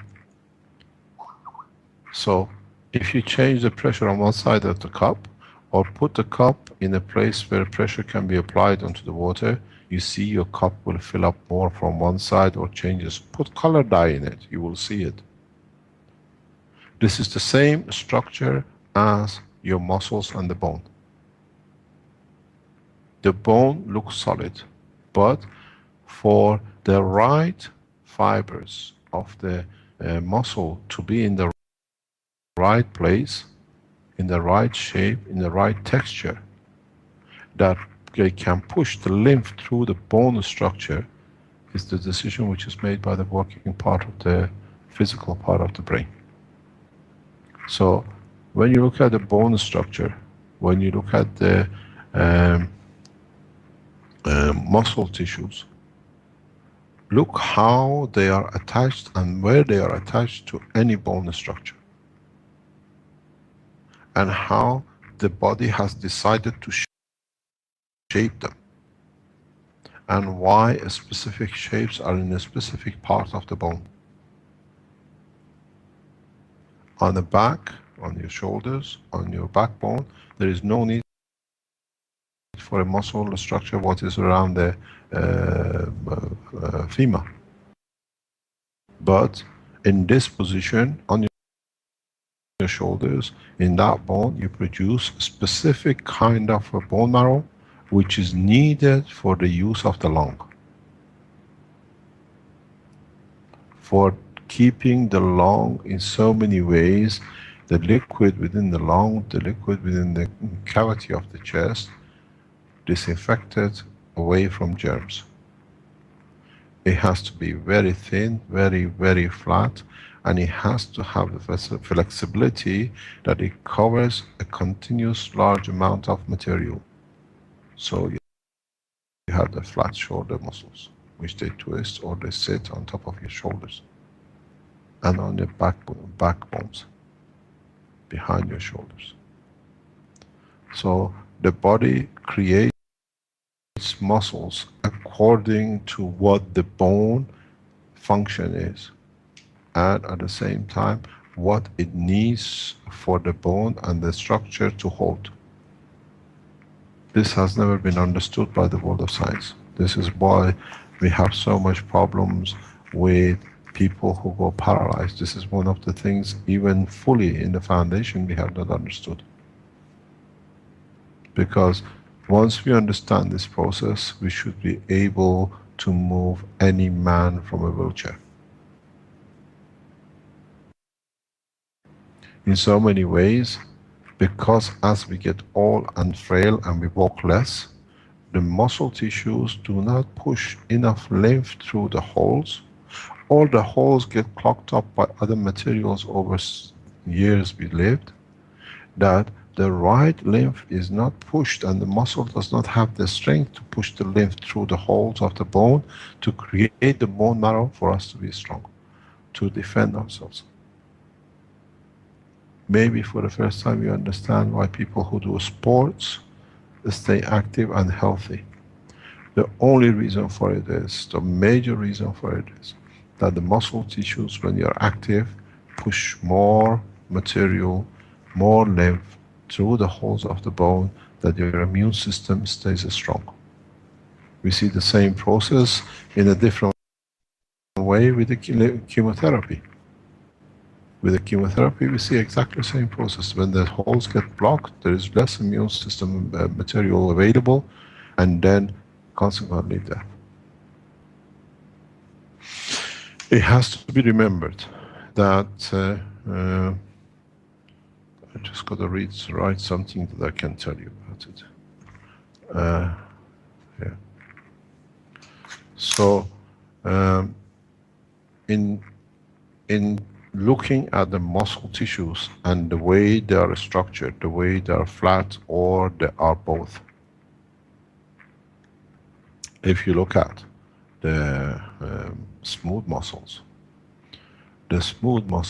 most of them are within the intestine, because there is no bone, and the structure has to be in so many ways opening structure muscle, where the lymph can pass through or create a positioning that the lymph as a magnetic field can transfer its fields through according the gaps created between the cells of the muscle.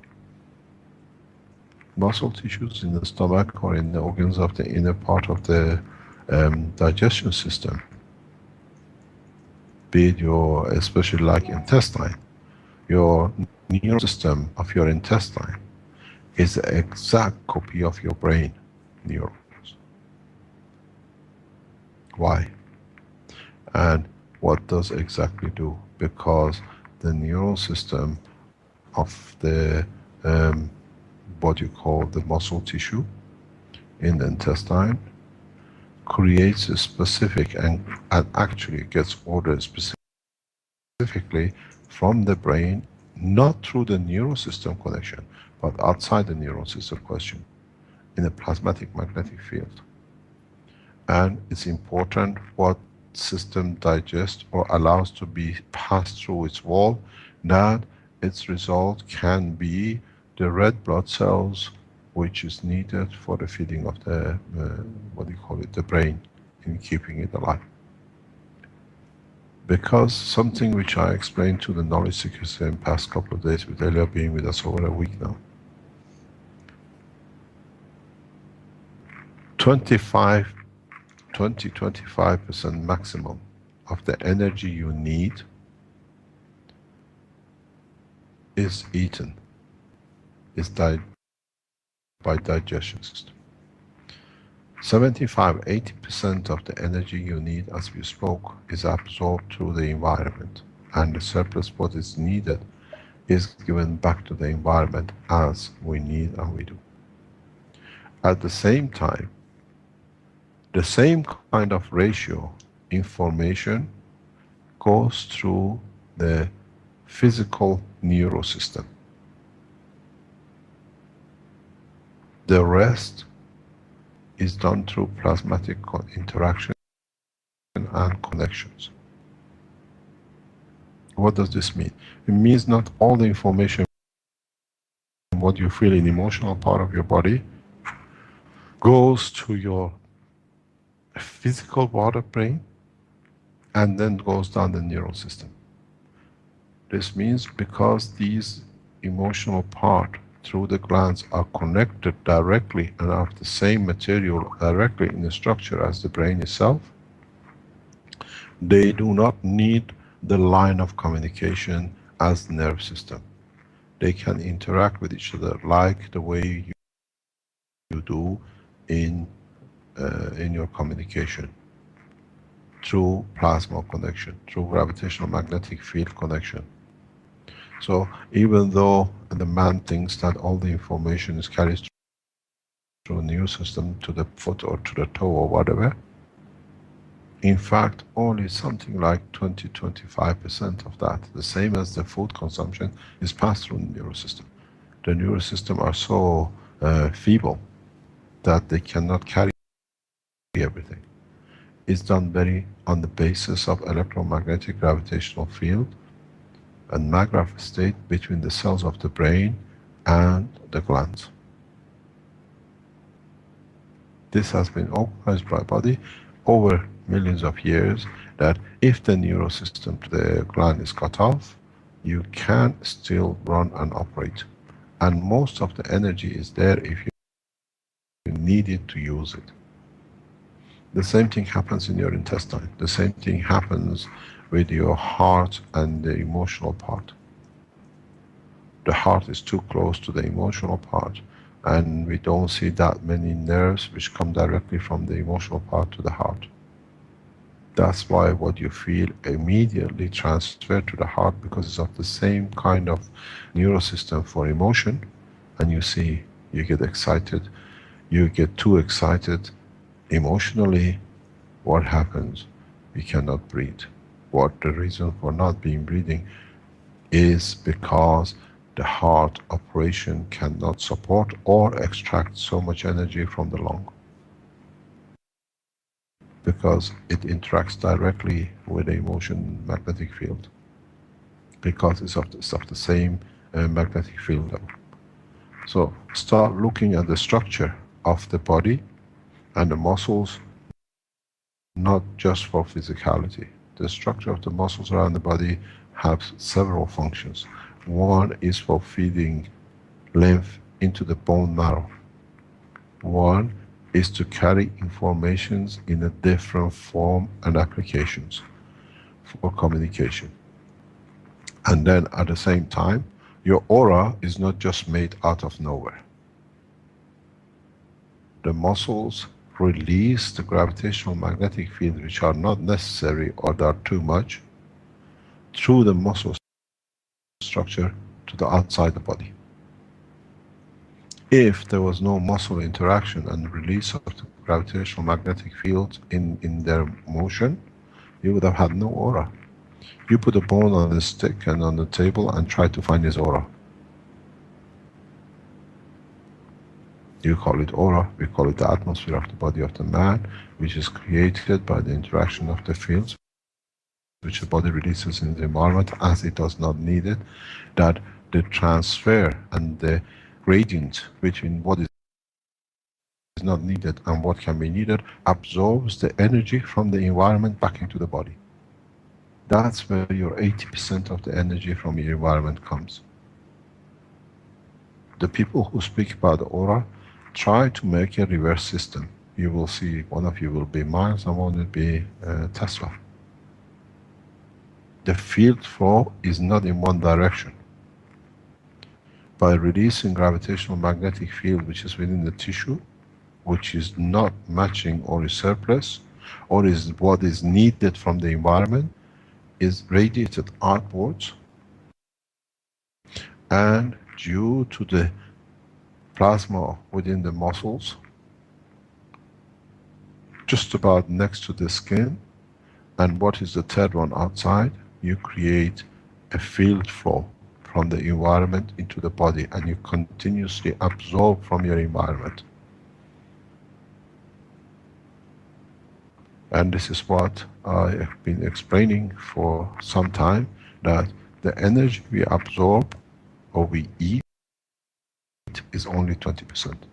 Now you understand how you absorb the other 80% from your environment. What they call energy production in gravitational plasmatic field dictates what you absorb from the environment, the strength, the positioning, the height, and the diseases which the man will carry. And if the world of science understand this, a number of diseases, major what you call death diseases, will be stopped. But on the other hand, man cannot be immortal. There is a time when the fields deteriorate and the fields will dissipate, and then there has to be a division. So, life of immortality belongs to one and only one, because it's made of the totality. Those who fight to live one more day don't understand themselves how they can extend it to years and years, as they have forgotten the process. And part of this process comes to the process of understanding the operation between the muscles and the bone. By changing diet, you change the absorption and cross-section from the lymph through the bone, through the contraction and motion of the muscles into the lymph, that it guarantees your own survival. Your immune system, your bone marrow, is nothing but what you have decided to do through what you push through your bones, through your use of the muscles. So, if you push too much, or you don't push enough, or you have lose a muscle, you'll find you have certain different diseases. And this is very important. When you lose a muscle, you don't create the right gravitational magnetic field to be released from the body, which is not needed, for what is needed to be absorbed back in. So you can see the chain of event. Then you got to realize the rest of it is the physicality of getting your body from one place to another, and that's what the man has been tied up with for millions of years. Then you understand, if you can create gravitational magnetic field in the right way, in the right position, you have the full star formation within the structure of the body of man to move without a foot and leg. But man has changed the position and has forgotten what to do.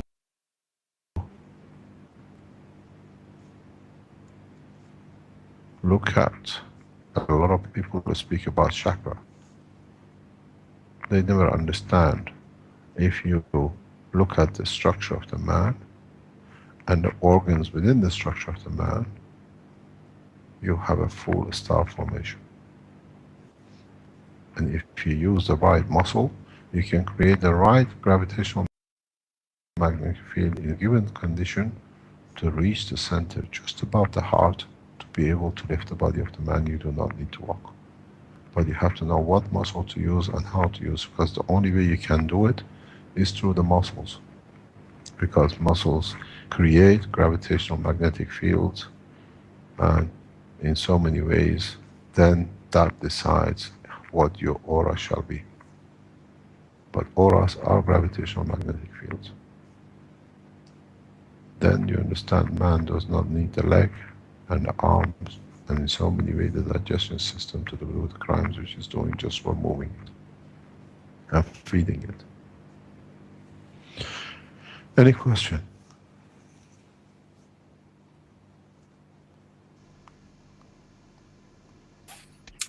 Is it a excuse me? Is it a certain rhythm that is creates that condition? Yes. And of course, if we go back to our instincts or what's been passed down from our previous generations, then we should already we should have that instinct within us. I was in talking, I can't remember the name or the face, otherwise I'll tell you about it. Trying to remember. I met some guys. The guy said, I can jump, I can levitate. And I can jump 3 meters or 4 meters, and I can jump with my legs folded underneath me. It takes me 20 minutes, and then I can fly. I can jump, and they put mats, and he does this for show. And he said, I can levitate. I can fly without any legs. Maybe some of you have seen these videos. And I explained Mr. Keshe, they call that yogic flying, I think. Sometimes. Yeah, okay, that's what it is called. So I explained to him, what you do is not flying. What you do, you have learned, and if you look at these people, they need 15-20 minutes before they can do their, what do you call it, legless hopping, I call it. I call it legless hopping. It's not levitation, it's a legless hopping. So if you see them, they go what they call into meditation. And what they do, they concentrate the energies in a way in their brain, and then because they fold their legs, and look at the way they fold their legs, they have learned to release this energy which has been piled up in the brain, in one switch, all of it directly to the leg muscles. So what happens? You get yourself with the electric shock, you jump 20 meters. So what happens? The muscles, legs, release the energy, and that energy makes them to hop. So this is not levitation. This is not controlling, what do you call it, electromagnetic or magravs of the points of the body. There are those who can lift themselves from the ground. Very few have learned the technique. Those are who can organize the inertia magrav of their body. And that inertia magrav has a specific strength which can create levitation from the floor, because that they cannot do more than what it is in their body. And what they do, they create gravitation against the gravitational magnetic field, the same as what you do in your reactors. So they can take space a few centimeters from the ground. This is possible because if you can organize all all the gravitational magnetic fields of majority of the cells within the muscle, it is enough to be able to create levitation. You have to understand the difference between levitation and magnetic positioning. Levitation comes from inertia. Magnetic position comes from dynamic plasma. You cannot have magnetic positioning in the body of the man because it's solid, sticks and long. Inertia is an attribute of mass of matter. Magnetic is an attribute of dynamic plasma of the matter. When you put so many atoms, which each one you learn by now is a plasma of a proton and neutron, in totality, the interaction between every electron, proton, neutron within the plasma of every what you call atom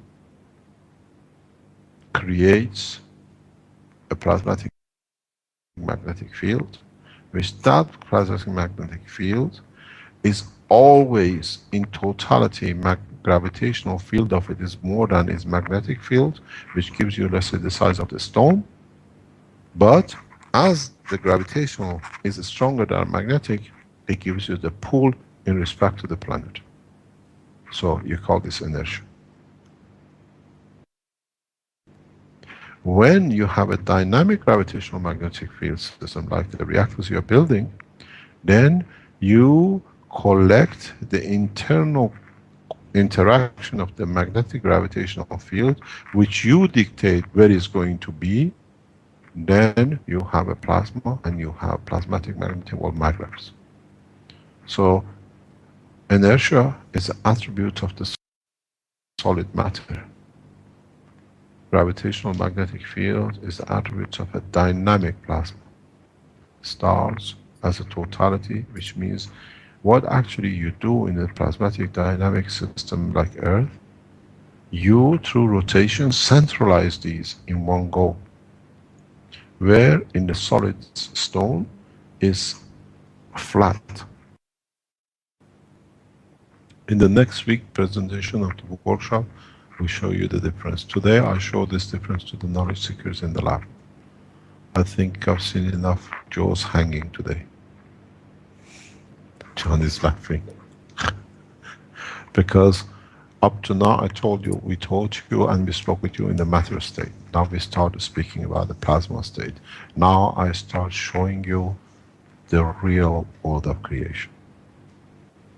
In the next workshop, and actually we started with the children's teaching tomorrow in a very simple way, because to me, as I was explaining, it's no good teaching the children just a thing about magnetic fields and then trying to teach them about something else. These are fresh brains, they have never seen, they have never understood. Why should we teach them what is already obsolete and then trying to teach them anew? So we teach them the present knowledge on the edge of the science of the man directly to them. And then in the school they can teach the students, the teachers. We're going up top, not top bottom. We've done this in the universities in Africa, now we are doing it with them in respect to teaching of the students. And so we start the same thing with the youngsters from tomorrow. Because once they understand, and we do it in a fun way. I think a lot of parents will learn more than the children and become more understanding of the new understanding of the creation through the children's programs which we're setting up. Physics is fun because it's become understandable. That's why I studied physics, nuclear physics, because to me physics has to be understood, not to be forced to be remembered. And that's where the difference comes. Now we teach the youngsters the root. As computers, you and I would not like to play computer games that they play at the age of 4 or 5. They are 10 times better than the brothers who are 15 and 16 because they learn it much earlier in a much faster way. Try to understand the process. You can create magnetic fields within certain structure of the body of the man, which can create a dynamic gravitational magnetic field around you that you can move at any speed you like. But at the moment, it's beyond your imagination, so it's no use talking about it. Well, I did have a question about that, inspired about your warning, and that would be regarding the inertia of matter. You might say the comparison of someone sitting on a couch and the dynamic plasma where the fields are moving. Would that be a comparison to Sufi dancing, what they call whirling dervishes? And that spinning dancing, they get into a certain special state, sort of a meditative state, and are whirling on the spot. Is it possible to use that to turn the inertia into a dynamic plasma? In a limited way. Some people do it with the beats. Our body, if we did not have the heartbeat, would have been 100 times heavier than what we think.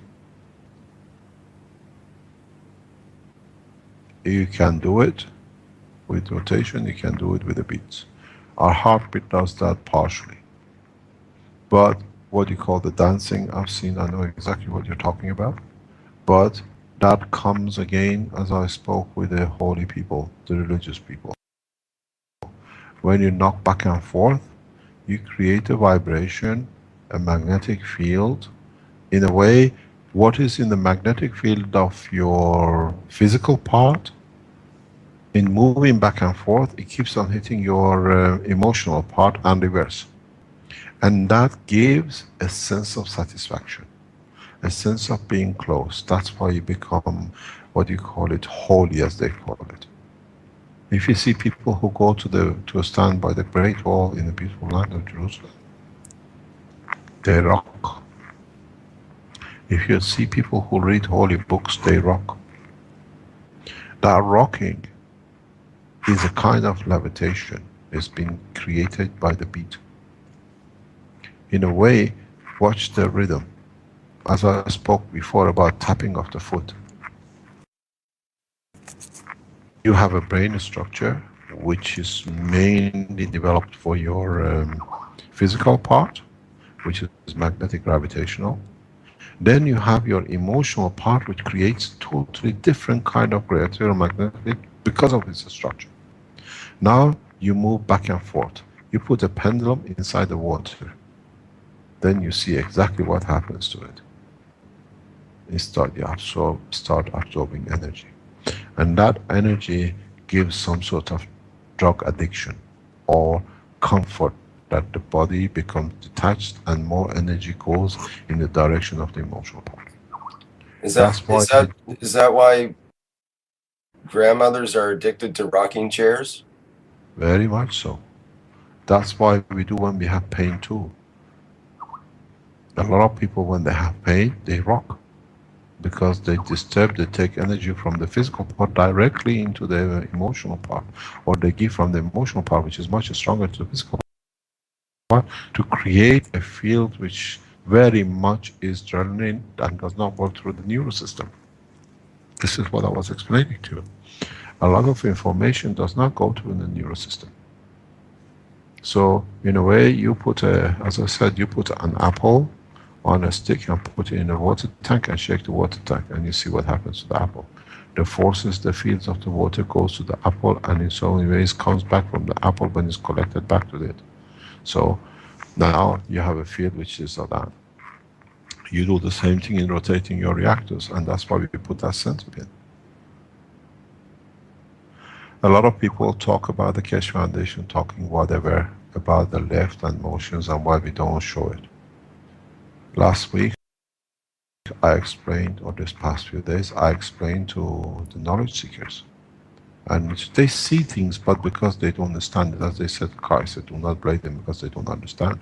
But we open the books slowly. Go back at the picture of the reactors hanging. When we had the reactors of Arman hanging, we saw weight reduction. And now when we start putting them the correct way down, the motors down, and the reactor sitting on top, we saw, with just one reactor, we saw the weight increase, as Arman told me. And I asked the knowledge seekers, If they understood, they never understood the principle. Because when it's hanging, only in so many ways the gans of the CO2 is working.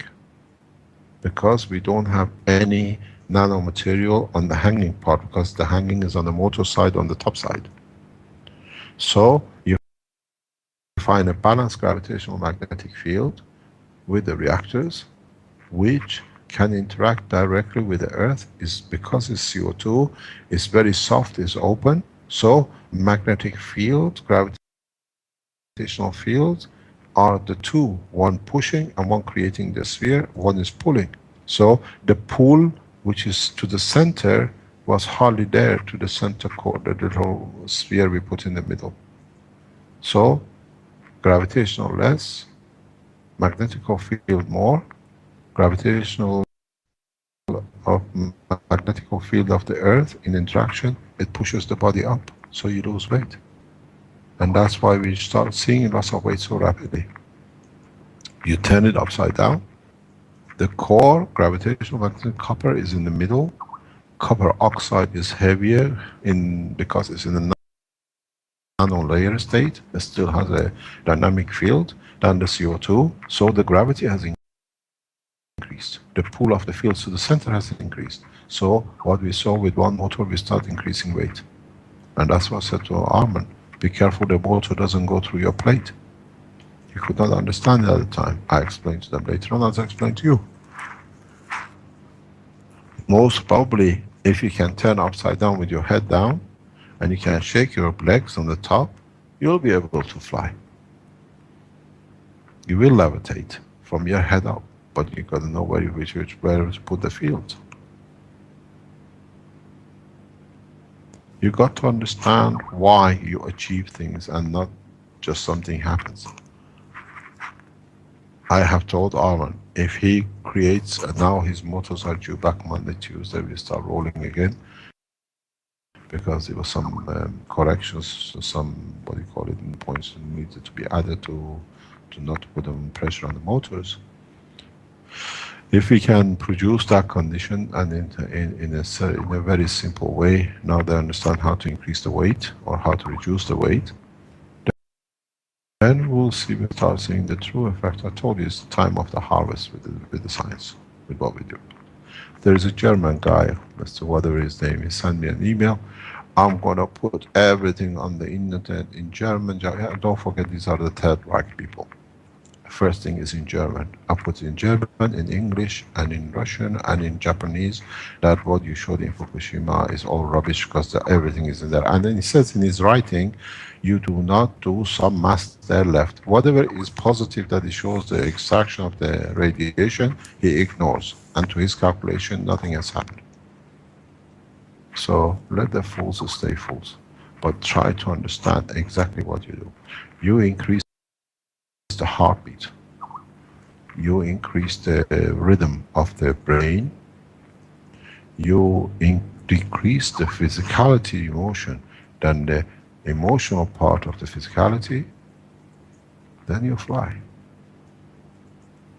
You fly with a full protection, because then your physical part will create a magraph, what you call your aura, which gives you the protection. You don't have to be afraid of the birds and the bees which are on your way, because they never touch you. You create your own atmosphere. When you put your legs under you, the fields get concentrated. That's why you can do this jumping. When you dance, you increase the rapid expansion of the fields. So what happens? The gravity moves in a way, and the field strength compared to the physical magnetic magraph of your brain in respect to your heart. You got to understand the gravitational magnetic field which each section of the body creates, and if you can connect them in the right way, you create enough fields to be able to move without the man, without the feet. Not just to hop like a rabbit and say, I created. because it's much easier to move the upper part and let the bottom part to follow. Because you're hanging a coat from the top. So it doesn't matter how much trousers, how long it is. Synchronizing the amount of the oxygen that crosses the, what do you call it, the energy of the plasma of the air which crosses the lung into the blood. You synchronize the amount of energy which is transferred in the lung, in the heart, in the plasma condition of the gans into AC that creates a right heartbeat, and the balance of it is pumped at the same strength continuously into emotional part of your brain. Oh boy, you fly. But I don't know about your legs. They are not needed.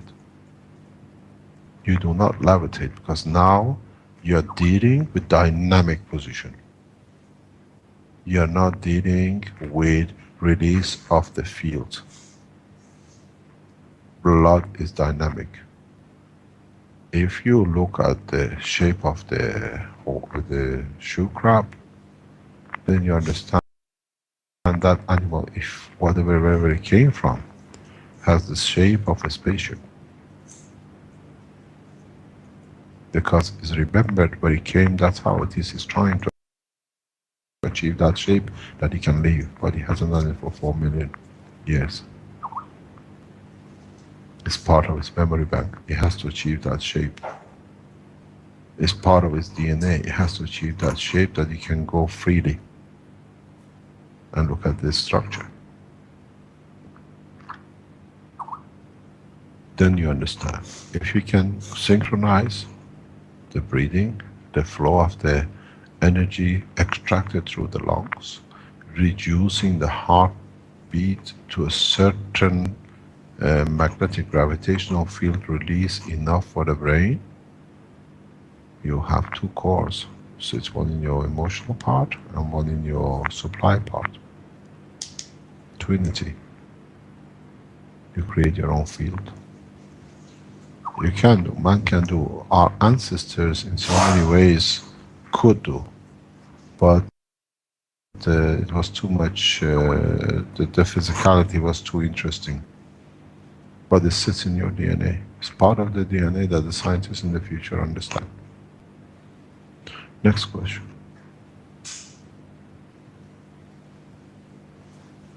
Quick one and little bit aside of what we are talking about. What exactly the acupuncture is doing with the nerve system? Acupuncture concentrates, centralizes the fields from the it's very much, you have inertia. With acupuncture you centralize it. That's why you see acupuncture works. The acupuncture centralizes the fields around the needle. Don't forget, your body is got iron content, and the acupuncture beams are made of steels or irons. Titanium is the same, steel. So you kind of matching the fields, concentrate, and then when you have a concentration of the fields, you change the dynamism, and then in so many ways you release what you call the amino acids, which are in a certain point which cause the pain. At the same time, some points, if you put the amino acid, the acupuncture nail, you enter the neural system, which is stronger in that field, then you can touch the emotion. So acupuncture, some of the Chinese doctors understood or understand this process, and they use it for release of different kind of pressures in the brain or mental conditions. But that needs a very, very high expertise, understanding of the use of what you call chakras. I see Elia being an acupuncturist. She says, she understood something. Okay. Okay, then end the question. So isn't the acupuncture point end of the nerves in the body? At least that's what I know. I can't hear you, Lotmil. Can you speak a bit more clearly? Isn't the acupuncture points like end of the nerves in the different parts of the body? Not really. If you understand a lot of muscles where they push what do you call it, pin in, does not have any nerves. It connects. It connects with the copper lines. You don't see nerves in every line of every fiber. This is what Elia just told you. You use magnesium. One of the reasons you have magnesium, and in a way, because it allows certain creation of vibration and looseness between the fibers, that the copper within muscle tissues become the conductor and transfer of the energy in the wavelength or in the gravitational magnetic field level, which the nerves further down the line absorb, understand, and transfer to the brain. When you push your finger, or when you put a nail in your, or a pin in your foot, you don't touch the, most of the time you don't touch the nerve. What you do, you create a field change which the copper within the structure of the, what do you call it, the muscle, because of its change, creates a condition, the transfer of the information, that the neural system works on the same basis, receives, and then it becomes what you feel in your brain. There is a nail in my shoe. That's what I said. 80% of the neural system or feeling is transferred through fields, not through the neural system. In time when we speak about neural system, I explain this. That's why the minute you touch something, you feel it. That's why when you have a temperature control, when you put a hot water on your finger, you feel the cold water. Nerves don't go in every single piece. There'll be more nerves than the muscles, so what's the use of the muscles? So what has happened in the neural system? By positioning of the magnesium, that it makes it loose, and having copper inside the tissue linings of the muscle properties. Don't forget, when we speak, we don't speak spots of what do you call it, copper everywhere. Copper in a certain plasmatic magnetic field as a GANs creates a field. So the minute this field is touched, it transfers that information to the neural system which is nearest to it. Very much like a what do you call it, Wi-Fi, what do you call it, masks around the city you walk around.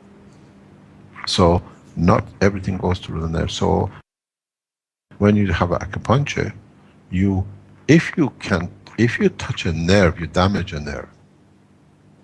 There is no way with acupuncture you can go in the nerve. You go in the nerve in the back of your neck, you're paralyzed. You go into the muscle with acupuncture, which due to the copper gravitational magnetic field which operates, it transfers that information to the nerve nearest to it. It's very much, you have what do you call it, these communication masks. It goes and reaches millions of telephones around, but at the end is lined to the ground and it goes out. Still there is a cable somewhere. The nerve system is that cable. The rest of the communication does not need it. And then when it comes back, the information to move your foot because you're walking on the nail, up to the point of where the nerve is, the information from that point is the information which is transferred to the copper, and then it's transferred into the muscle reaction. The PN junction, what they call what do you call it, sodium potassium junction, pardon? Pump. There is no such a thing. They may so elaborately show it, this goes there, that goes there. I studied the whole structure as they explain it. It's as good as true as the earth is the center of the universe. Look at the structure. Sodium, potassium. What is potassium? 40. What is sodium? One creates gravitational magnetic field when it gets filled up, slightly strong, it pushes or creates a distance in the other one size. Have you ever tuned a piano? A little twitch, a little movement, change the noise. There we go. The muscle fiber pulls, or because the one is distant to the slightly, or loosens and becomes contraction or retraction. The So rest basically, is, the copper is extension to the nerve, yes, it took us the 10 years to outside find that part. out. It took us 10 years to find that out in research. Let me And explain to you something now that you spoke about this footmill. As of next week, Keshe Foundation Malta, with the pictures will be posted, the office is open. So thanks to our Keshe Foundation colleagues in Malta, it's a beautiful office. It's already, they have put a sign of the Keshe Foundation above the office. The registration has more or less to be completed by the notaries, hopefully within the next few days. It'll be open. So if you have anything to do to understand about the Keshe Foundation Health, it'll go to Malta. You can send it to health at Malta Keshe Foundation, which is HATM Keshe Foundation, KF, or we call it HATM KF. HATM Keshe Foundation, AF. And then we start looking at 40 different cases of, what do you call it? You call them diseases? Diseases for research. So legally from next week, Keshe Foundation at Malta as a health center is open to worldwide public. When your application comes, when we receive it, you automatically receive certain forms that you have to fill in, and certain conditions have to agree that you have to provide your blood cell. But what are the conditions? You've done the contract, you've done the papers. Diagnosis, blood. We need a letter from a doctor to confirm the disease, and Elia is just opening it.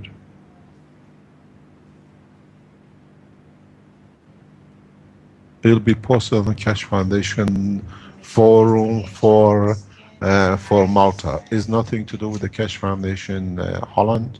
This is what, like, we gave the link to the what do you call it? The books which the Keshe Foundation New Zealand did that you could go to. This gives you the link to the Keshe Foundation Malta.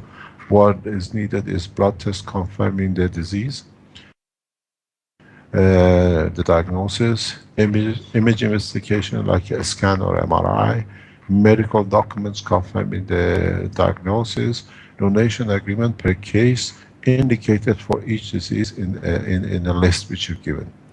And then it gives you the list which the foundation is researching on through their doctors around the world. And all the documents what you're to supply will go directly to Dr. Elia in Bulgaria, and then the doctors will decide in what stage they want to research, and we start compiling data in appropriate manner scientifically that other scientists around the world can use. Dr. Elia has decided to go through what we have done research for 15 years.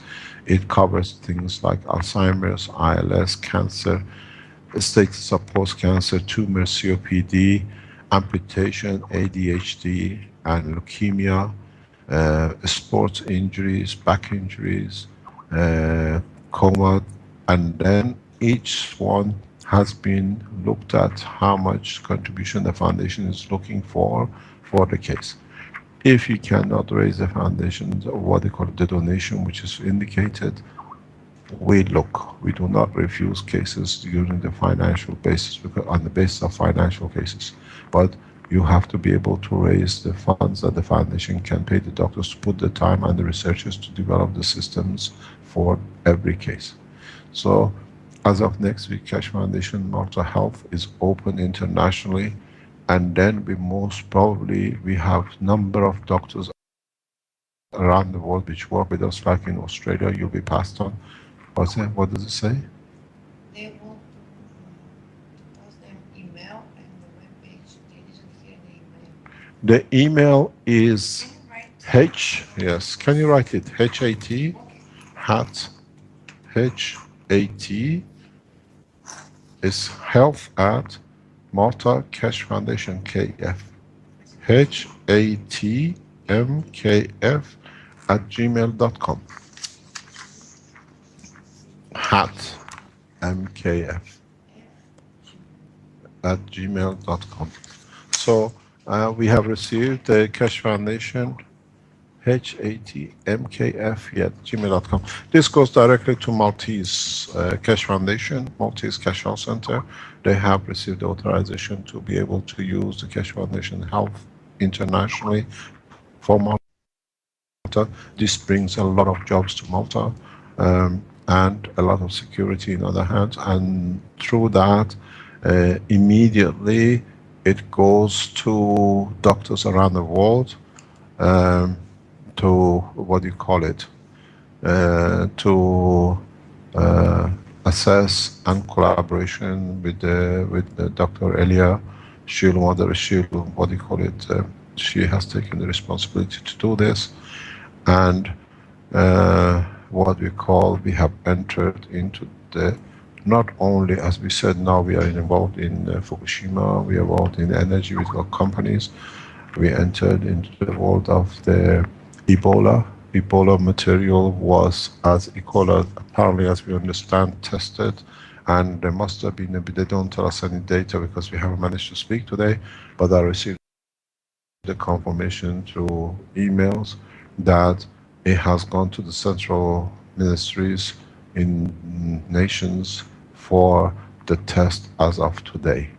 So we have gone through the second stage.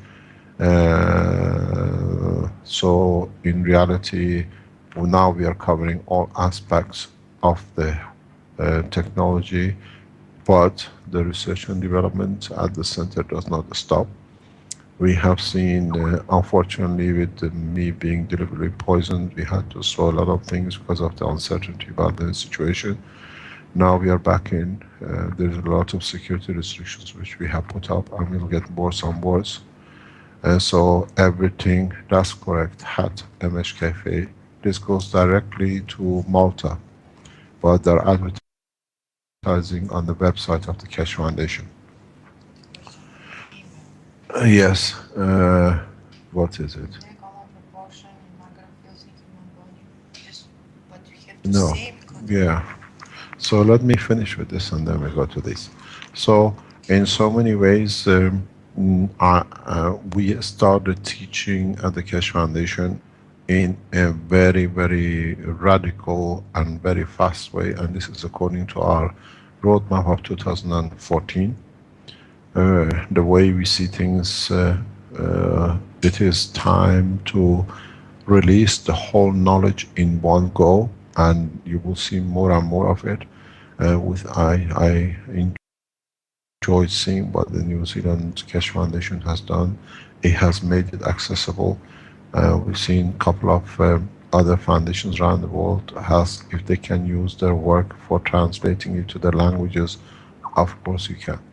I don't think there will be any problem with that with our friends in New Zealand, because they got the knowledge through the Keshe Foundation worldwide. So what they've done, as we said from the beginning, once we have it, we share it. They've done the work for the English language, and now it's available for the others to use it to translate the knowledge worldwide. I've received an email, I think, from China as well. I don't think there's any problem. It's not a copyright. The copyright sits with Keshe Foundation. So there is no problem as long as we all understand percentage of what you achieve has to go according to the ethos of the Keshe Foundation for further development of the knowledge in your country, supporting your people in your country, and everything else which you stand for. And the percentage goes to the Keshe Foundation Center for the research that we can support our work to. Otherwise we have to ask for licenses, and this is not going to happen, not this time around. We leave it to your own ethos. As I said, you come nowhere. You work with the correct way, you will achieve a lot of it. As you can see, what do you call it, Rick putting the punch. We need huge amount of donations. Where is? From Sam's, I just wanted to thank him for the health. What do you mean? Sandoz, Yes. he donate. I have email with receipt and everything that he's donate the money. So I just wanted to thank you. Oh yeah, somebody Sandoz earlier wants to thank for the donation of how much is it? Yeah, it's 40 euro. We even €1. €1 is money because what we don't need we use for other purposes to develop the technology. You got to realize we were in so many ways informed of what was happening, but we couldn't see how it was happening. Now we know how it's happening, that my life was, we were told, is in danger. But now we know how the King of Belgium planned it. So we take actions, we take steps. Criminal action will be taken against the government of Belgium very soon. Now we have the evidence of attempted murder. Now they gave us what we wanted to do our job. We sit on the table, we solve this matter, or we file a case against the whole proposition. You do not go and poison somebody. I don't touch any rat poisons. Why should I have cyanide in my body? And I don't eat the rats. That's the job of the kings. So, arson. Yeah?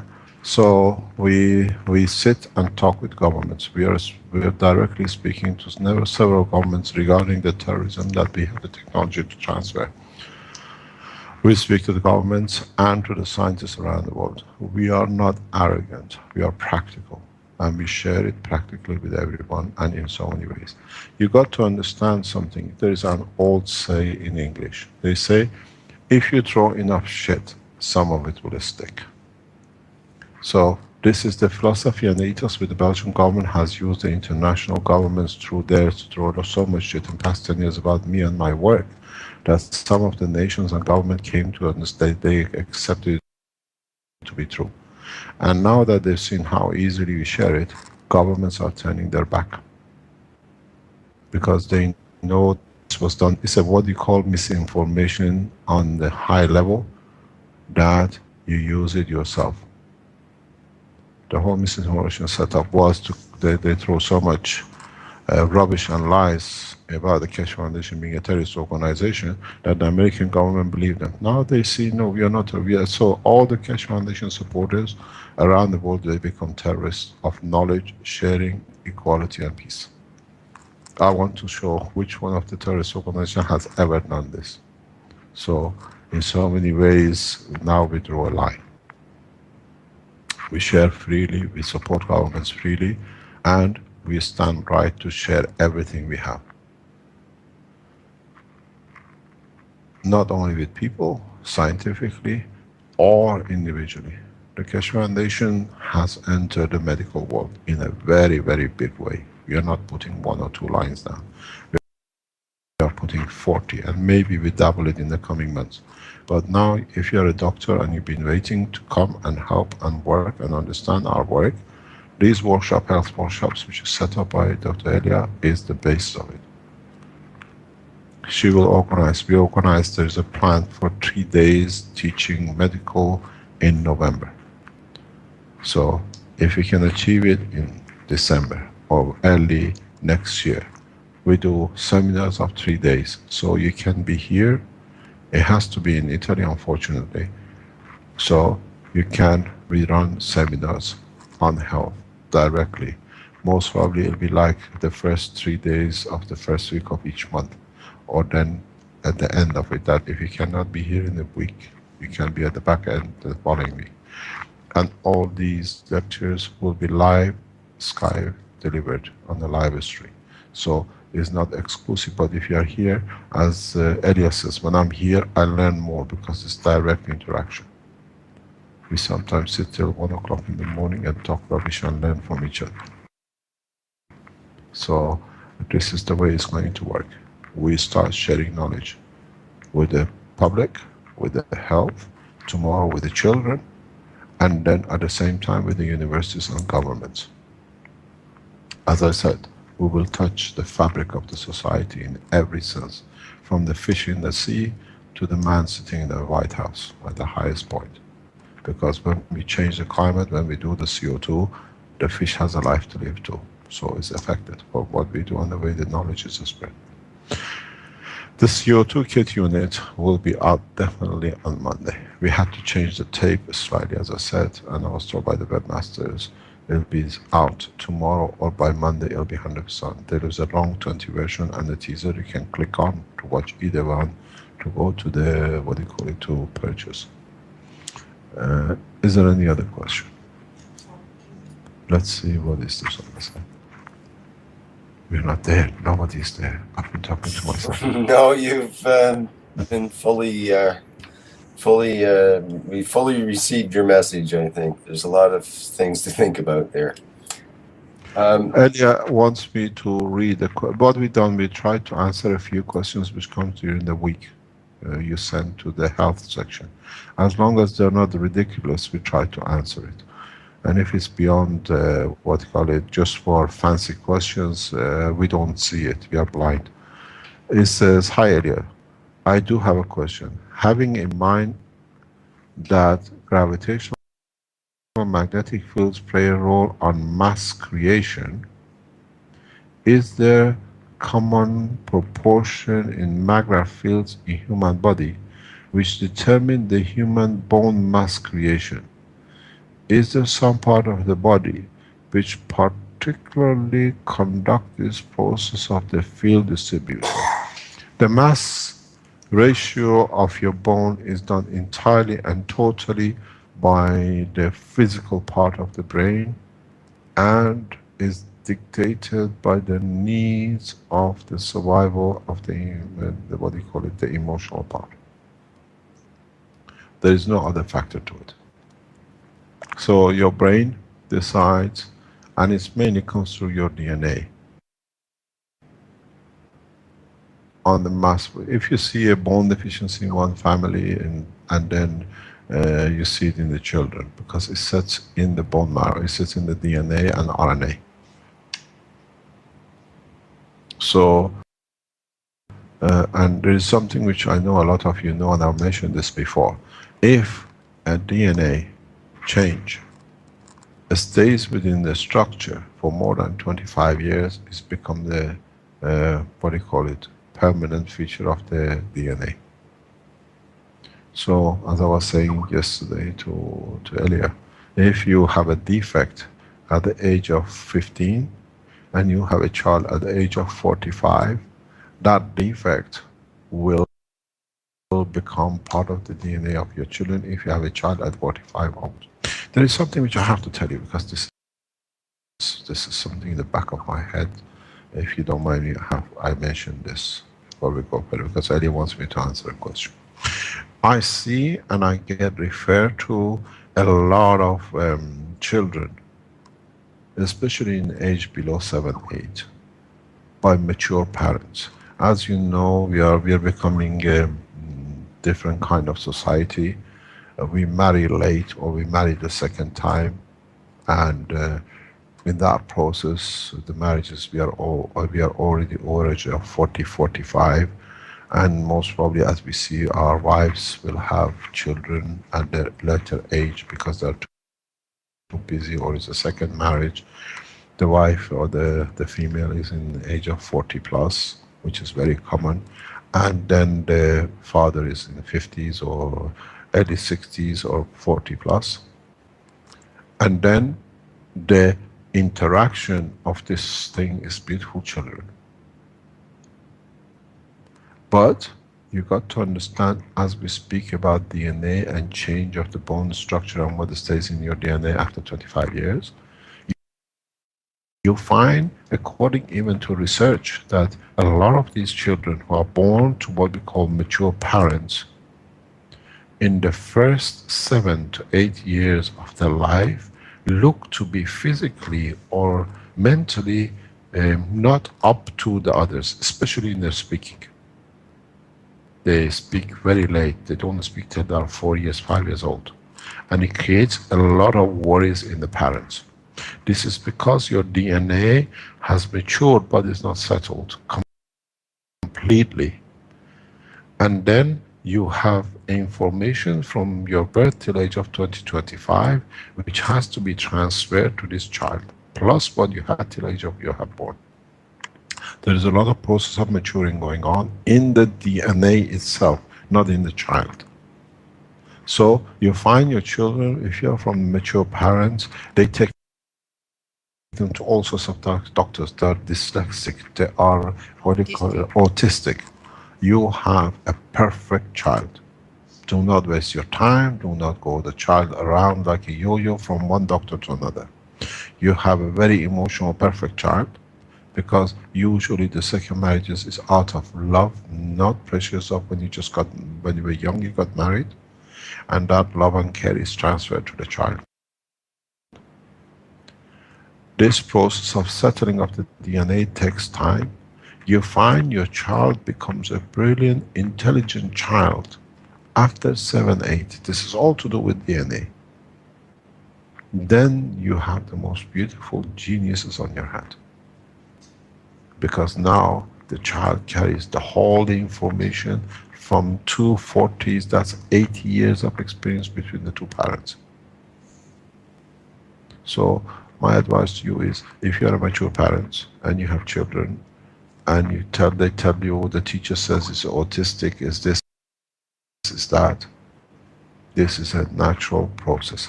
80% of these children talk late because they have everything. They understand the feeling, and then it comes time, you just tell them to shut up when they're 7 years old. Allow your child to mature and live a normal life. Do not bombard it and not take it from one doctor to another. It's a DNA maturity.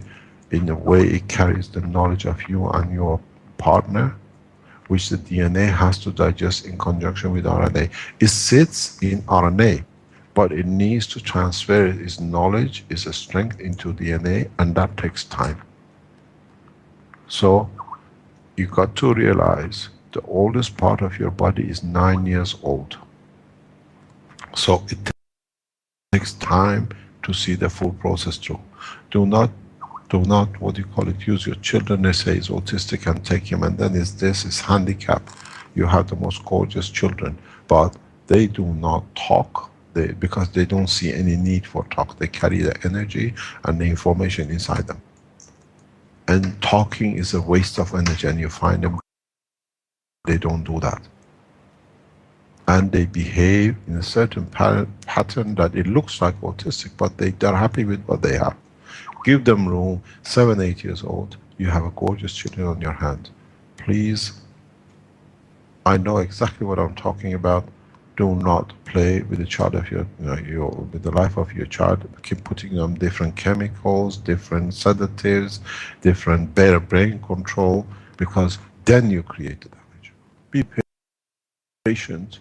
They are most beautiful children, and they become highly intelligent because they had 7 years of listening and they hear everything. And when they become active, then they use all that knowledge.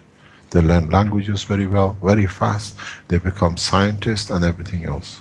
This question Is a question is that about a woman who had removal of all uterus and the lymph system of the lower abdomen 3 weeks ago. She's still in a hospital for her body produces excess of lymph in her abdomen. Time being, she's produce about 25-30 liters of lymph Produced. is drained out. What can be the way to stop this condition? I am not a doctor to tell you, but there is a way you can do it. What has happened, this is the confusion in the conversion of the material in the, what do you call it, in the abdomen. It's very much exactly what you're talking about is exactly, if you go back to the workshops in the past, when we were talking that no oxygen ever crosses the water, the lung to the blood, and how you get pneumonia and you produce water in your lungs. It's the same process. Something has moved that it converts most of the energy of the body into, when it crosses the wall of the body, into the gans of the water. This is to do with operational lymph. Something has been touched, and you have to bring it into balance. But I'm not a doctor. I can know, but I know how the process is done.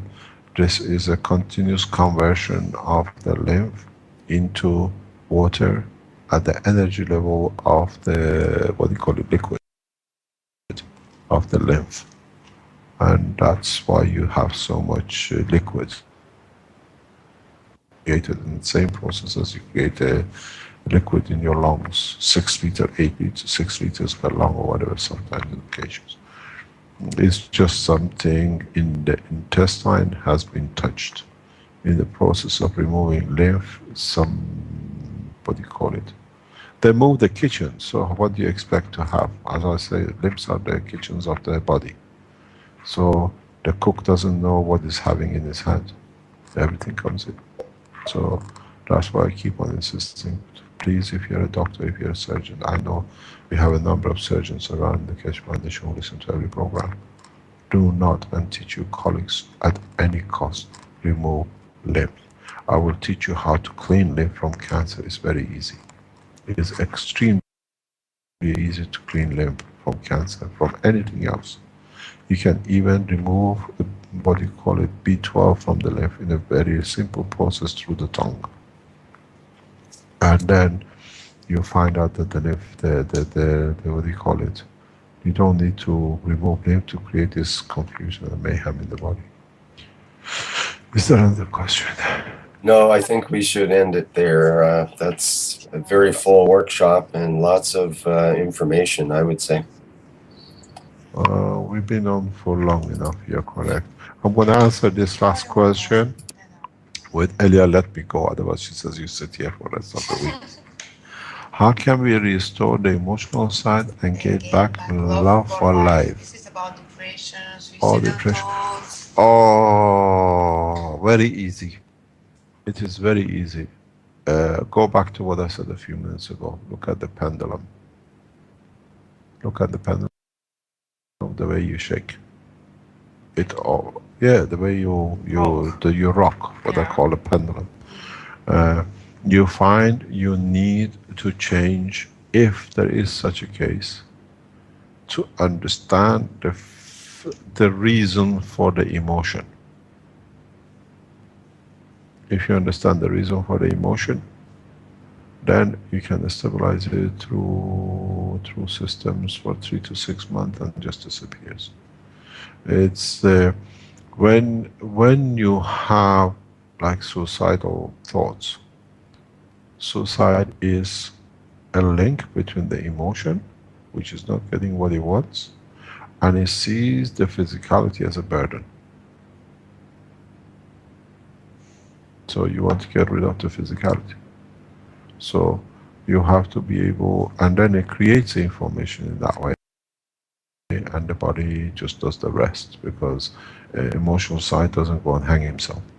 It creates a specific information, and the physicality, what do you call it, carries out the wish of the emotion. This is one of the things I was talking to the national securities about, this mayhem, these people who wrap themselves in bomb and they just go and blow themselves up. You have to understand why a man does this, and we have the knowledge and the facilities within the structure of the Keshe Foundation to allow these things not to happen. In time, we'll explain it. I was explaining this to the security people. Because you don't need to go and bomb every bunker to kill 1 or 2. If you can reach the emotional part of 1 million in an area given, that they even forget what they are there for, and they start kissing and cuddling each other, so kissing and killing each other, is more effective bomb. Unless the plan is to kill as many as that you can sell more guns for it. That's a different principle. That's what I call Rothschild ethos. And we don't work that way. Even the Rothschilds are fed up doing it. Look at the reality of the war. It's very important when this question is put on the table. 40 days war in Palestine created 12 billion of repairs needed to be done with the bombs which has landed on this, in this little, what I call, closed prison. That wasn't the only damage. In people not having and being under psychological pressure, which is created because of not having things, you have got 35,000 Palestinians becoming part of IS. Now you see the emotional pressure through the physical act. And now we're trying to solve the problem of this mayhem. And what do? They wrap themselves with God knows all sorts of things. They rape people. They contaminate themselves with Ebola, fly half of the way around the world to destroy. These souls, these brainwaves can be reached. The knowledge sits within the Keshe Foundation. We have the equipment, we can show it. But it's for all the nations, not the exclusivity of one or two. Because when we travel in space, when we reach certain gravitational magnetic fields, all your passengers can go crazy and do all sorts of funny things, because the effect of the gravitational magnet of the environment can affect the behavior if it reaches the emotional part. What are you going to do? Have a mayhem and riot? Or you change the fields within the environment of your craft that it brings back stability. This we don't do just because it's for a case which is going on or will come in the next 10 years or 2 years. It's something which I've developed deliberately, and I have tested it extensively in past 5 years. So now it's available, situation has come up. As much as we can help in one way, we can help the others.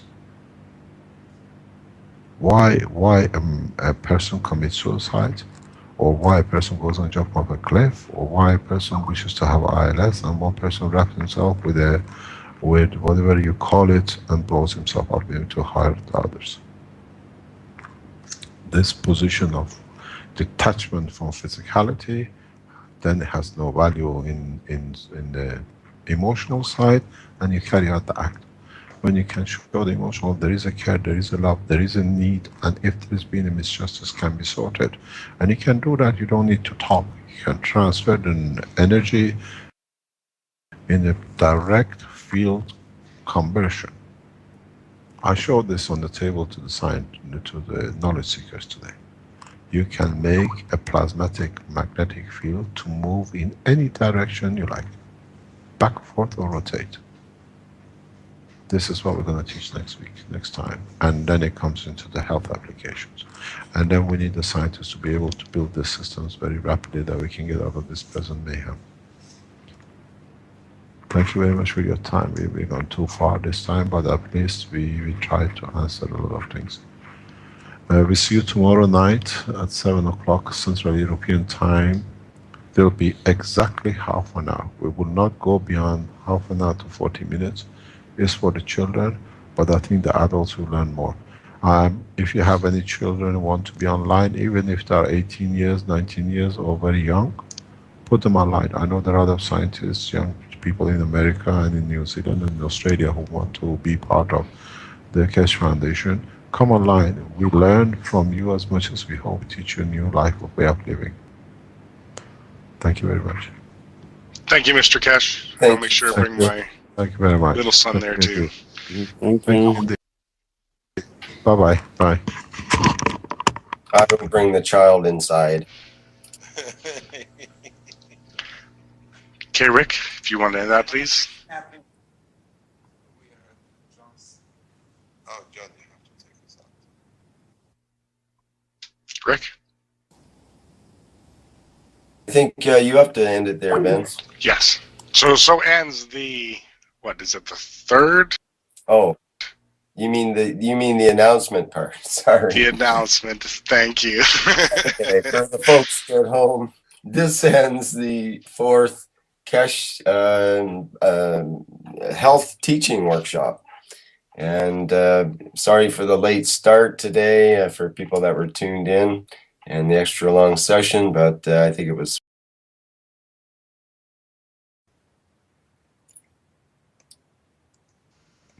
Okay, we're started. Okay, this is a belated start to the fourth Keshe health workshop. And we're online with Dr. Elia Kostova in the Spaceship Institute, as well as Mr. Kesh and a couple of other of the knowledge seekers at the Spaceship Institute.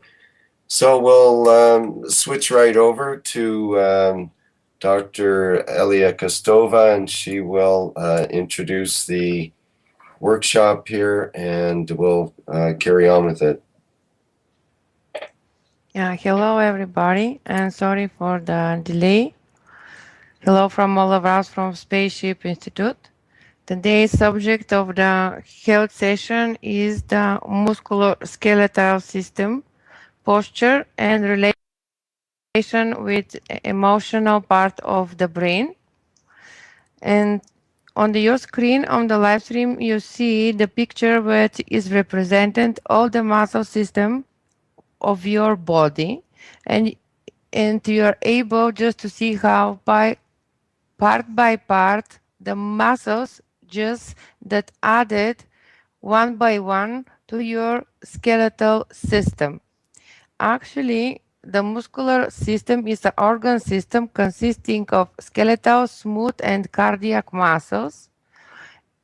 The function of the muscular skeletal system is to control movement, to assist the circulation of the blood and lymph, to make a posture, and to take care about the temperature of your body. We are able to separate the different muscles like skeleton muscles, smooth muscles, and the muscle of the heart or cardiac muscle. Then, could you please the picture to Vince?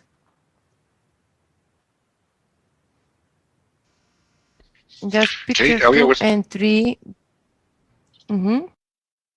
Okay. I'm waiting. I just explained that the pictures 2 and 3 you make post all together one by one is giving you perspective that how after the skeleton was builded, after the skeleton layer by layer, it's adding you different kind of muscles related of the functions what they do, and above the muscles you have the skin. So actually this is three main stage of building of your body. So the next picture number 3 gives you the movement of the body, different kind of, I mean, this is like a running, and just to see how the skeleton moves itself, how when you add the tissue like a muscles and connective tissue, movement just organize it, and what is the view of the movement of the bones related with muscles. Each muscle starts from one bone and connected with tendons. Tendon, that's the connective tissue which connect the muscle to the other bone. In that way, different kind of muscles depending of their shape. So it's really interesting. You are able Is that the also right to one, search Elia? for number 9. It's interesting. You are able to search for more larger pictures of the microscopic view of the muscles, and then you find out that pattern, that the nucleus they're organized like 3 by 3, and some unit of 3 just face it other one unit of 3.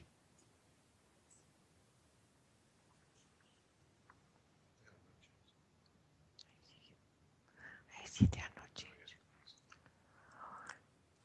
Okay, so now it's visible for you. This picture is small. Just give a longitudinal and just cut it through, how is it in English, like vertical, yeah, cross section of the myofibers. So you see this, the blue spots is the nucleus of the cells, and they are formed units 3 by 3. Okay. Then we go for the number 10.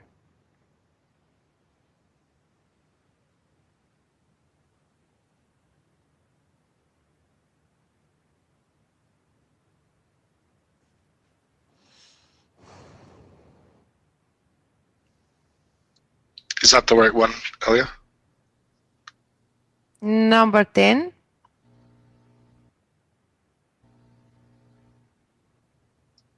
I think that's the correct number 10, Vince. Okay, thank you.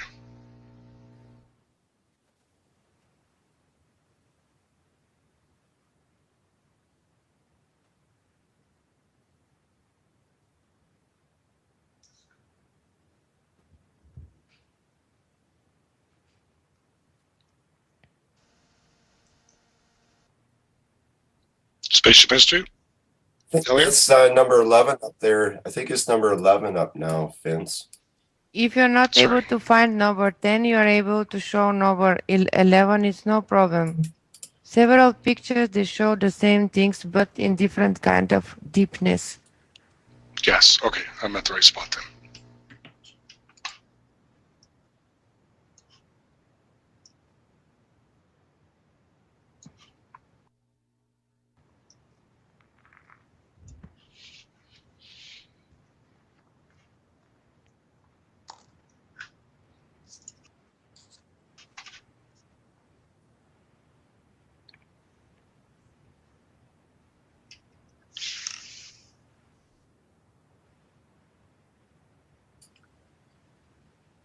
Okay. So number 10 pictures give you the view that each muscle contains packages of myofibers, and each package of myofibers contains different collection of the myofibrils. And each myofibril is consists two kind of fibers. It is actin and mucin. So actually it's representation again of layering of the structure. So one big structure contains packages of small structures. This small structure contains packages of the same structure that I wanted to show with this picture. There you see the difference between different kind of muscles. We have mainly three different kinds of muscles. This is the smooth muscle. They are inside of all internal organs like a stomach, small intestine, large intestine, gallbladder, bladder, womb, different tubes organization like urethra, ureter, inside of the part of the kidney, all the vessels, what you have like artery, like a veins, they have the muscle organization through all them longitudinous. So the smooth muscles, they shape it again regarding the organ, what kind of function has an organ, where they are placed. They are involuntary because they work 24 hours. Something what Mr. Cash said about the smooth muscles is that their regulation is controlled by emotional part of the brain, so they are not able to be shut down from emotional part of the brain because their control and their base of the all main functions in the body. Their their control is from the emotional part, but they are never shutting down. They're working 24 hours. So you never take care and you don't put any conscious control how your stomach work, how your intestines work. They just work without you knowing, and you die without you put attention 24 hours. Other type of muscles, they are skeletal muscle. There are more than 640 in your body. Before the pictures before that is gives you the shape of different kind of skeletal muscles. Difference between the skeletal and smooth is that the control of skeletal muscles is conscious, is voluntary, and it's come from cerebellum, the main part physical part of your body. So the control of smooth muscles is related with emotional part of your brain, and the control of skeletal muscles is from physical part of your brain. And the skeletal muscles, they are striated. They make some kind of line shape when you look them under the microscope. They attach each bone one to another. Then we have the muscle of the heart. This is the cardiac muscle. And the cardiac muscle have a function of a smooth muscle and also the function like a skeletal muscle. So it's regarding again of explanation of Mr. Cash. It means that the cardiac muscle is controlled by emotional part of the brain, and also it's connected with somehow with physical shape and organization of myofibers. They control the movement of all bones of your body. Okay, then we go to the picture 3. It's giving you all the muscular skeletal system and the names. Muscles separate because of function. They may extend some joint or some bone or flexed or adduct. They separate in the back and front also because of them function. In different part of your body, you have different kind of organization of myofibers, and after they organize like a package, they form one muscle.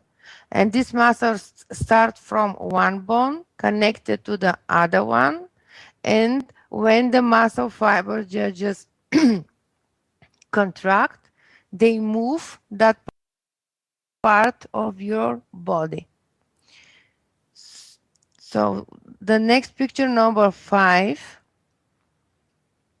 giving you different shape of the muscle fiber, how they organize around your body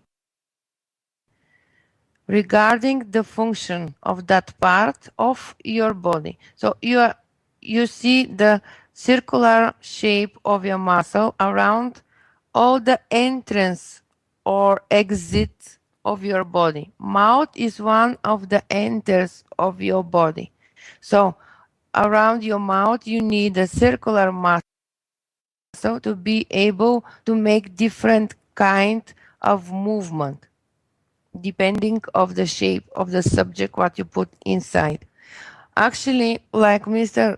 Kesh said, shape of the muscles depends how much these muscles has to be involved in the pump function of the lymph, and what is the direction of the body part which that muscle supposed to be protect and supposed to be carrying the lymph vessels inside and to pump of that part to be able that muscle to transform the lymph from bones to the lymph system. Okay, so we have also convergent organization of the fibers, multipin, unipinnate, parallel, bipinnate. It's again regarding what part of the body this muscle cover, but mainly function of all the muscles regarding the Keshe Foundation technology is to support the circulation of the lymph and pumping function of the lymph from the bones to the lymph system. Okay, then we go to the next picture. Part of the brain. Is it the cardiac muscle is striated, branched in the different shape? It's again regarding what is the function of the chamber of the atrium of the heart, and regulation is involuntary. So it means the heart working 24 hours without your conscious control. Then we go to the next picture. It's number 6.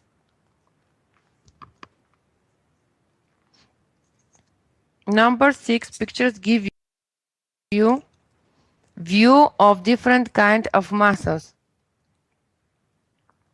and what is them organization in shape. So skeletal muscles, they are more long and they stick to each other like a sticks. Smooth muscles, they are more played and connect to each other with conjunctions.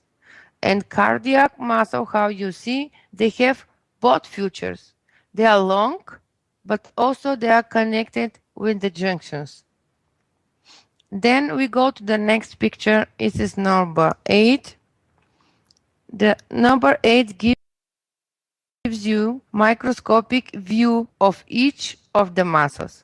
It means how the cells, myoid cells inside of each type of muscle, they are organized. It is also regarding their function. So the smooth muscles, they are controlled by autonomic nervous system and they work involuntary. So they are just placed like you see, the myoid cells, they organize it to each other to connect side by side. Then the cardiac muscle, you see the myocyte inside, they're also organized and connect by side, but they have more longer shape. And skeletal muscle, just they is so long, but they are striated. They make specific unit which is repeat itself like a pattern. Then I will be show what is this unit. But now just to see how they organize it under microscopic view. So when you look at the different kind of view of muscles, it's like in number 8, you are able, if you just think it's not that cells, if you think this is the sky, this is the same view. When you see the blue spots in the picture 9, this is the nucleus in each myoid cells. And through them organization, you are able to see that the nucleus makes some kind of 3-star formations. It means they are somehow organized 3 by 3 by 3 by 3.